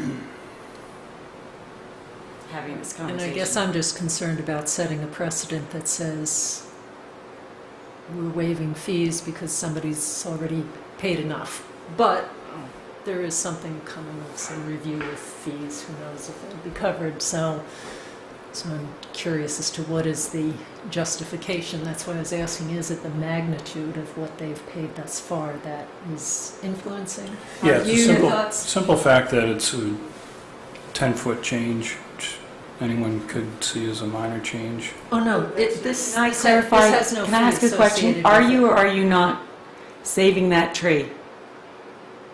We're not discussing the tree this evening. So we're not doing that. This isn't even really, you guys have withdrawn that. We're withdrawing the tree at this point. Oh, because I was So- going to suggest that, Oh, God. thank you We already for talked saving the about tree. That could be our justification. this. Well, again, I mean, if we're talking the roads and behind, the change, we already talked about this at length. I would think it's covered, but that's my opinion. Right, and the last review was done without the revision fee, so effort was made to do that, but, okay, do you want to make a motion? I make that motion that we waive the fee on this because we've already talked about it and they've already paid a fee, and I think that's the logic here. I'll second. Okay, all those in favor, any further discussion? All those in favor? Aye. I'll abstain. With the Okay. caveat that we get 5 hard copies. Yeah, we'll get you 5 hard copies. Thank you. And from our perspective, the revision, to the extent it occurred back in June. Of course. And there was a vote in August in which it was approved. It was And taken there's care of. no We're other, not debating that. and there's no other review necessary for the septic plan. And with that, we'll get you the 5 When I say copies. review, I think the board has the due diligence to look at anything coming in to just make sure that the combined plan matches up with the pieces that they review. But there's I don't think substantial the board review can- then, and there's a The substantial fee substantial- paid, No, so. but there was not a fee paid for the I June know, but revisions. But it doesn't, anyway, this doesn't, we've already voted, so that's moot at this point. So, Feel it okay, blends together and then the now. next thing is, we're going to, tonight, get the contract in place with the supplemental health agent, at which point we can have him move ahead on the building plans and try to get something in as timely a fashion as possible. and if in fact, I guess all we would ask you, if he doesn't have it by next week from tomorrow, we would just be asked to be put on the next agenda, because then we're going to ask you to do it yourselves. Well, I agree with your point, make a deadline. No. I think it'd be helpful, and I think it would just take away anybody asking about whether or not somebody's intentionally, I don't think we're saying that, but even the thought of it, that someone's intentionally foot dragging, to use Dr. Quinn's expression. But I don't think that's happening, but this would, I think sometimes it's very helpful to give somebody a deadline. And this is one of those times. Okay, thank you very much. I think we made more progress than I thought, so I appreciate it. Thank you.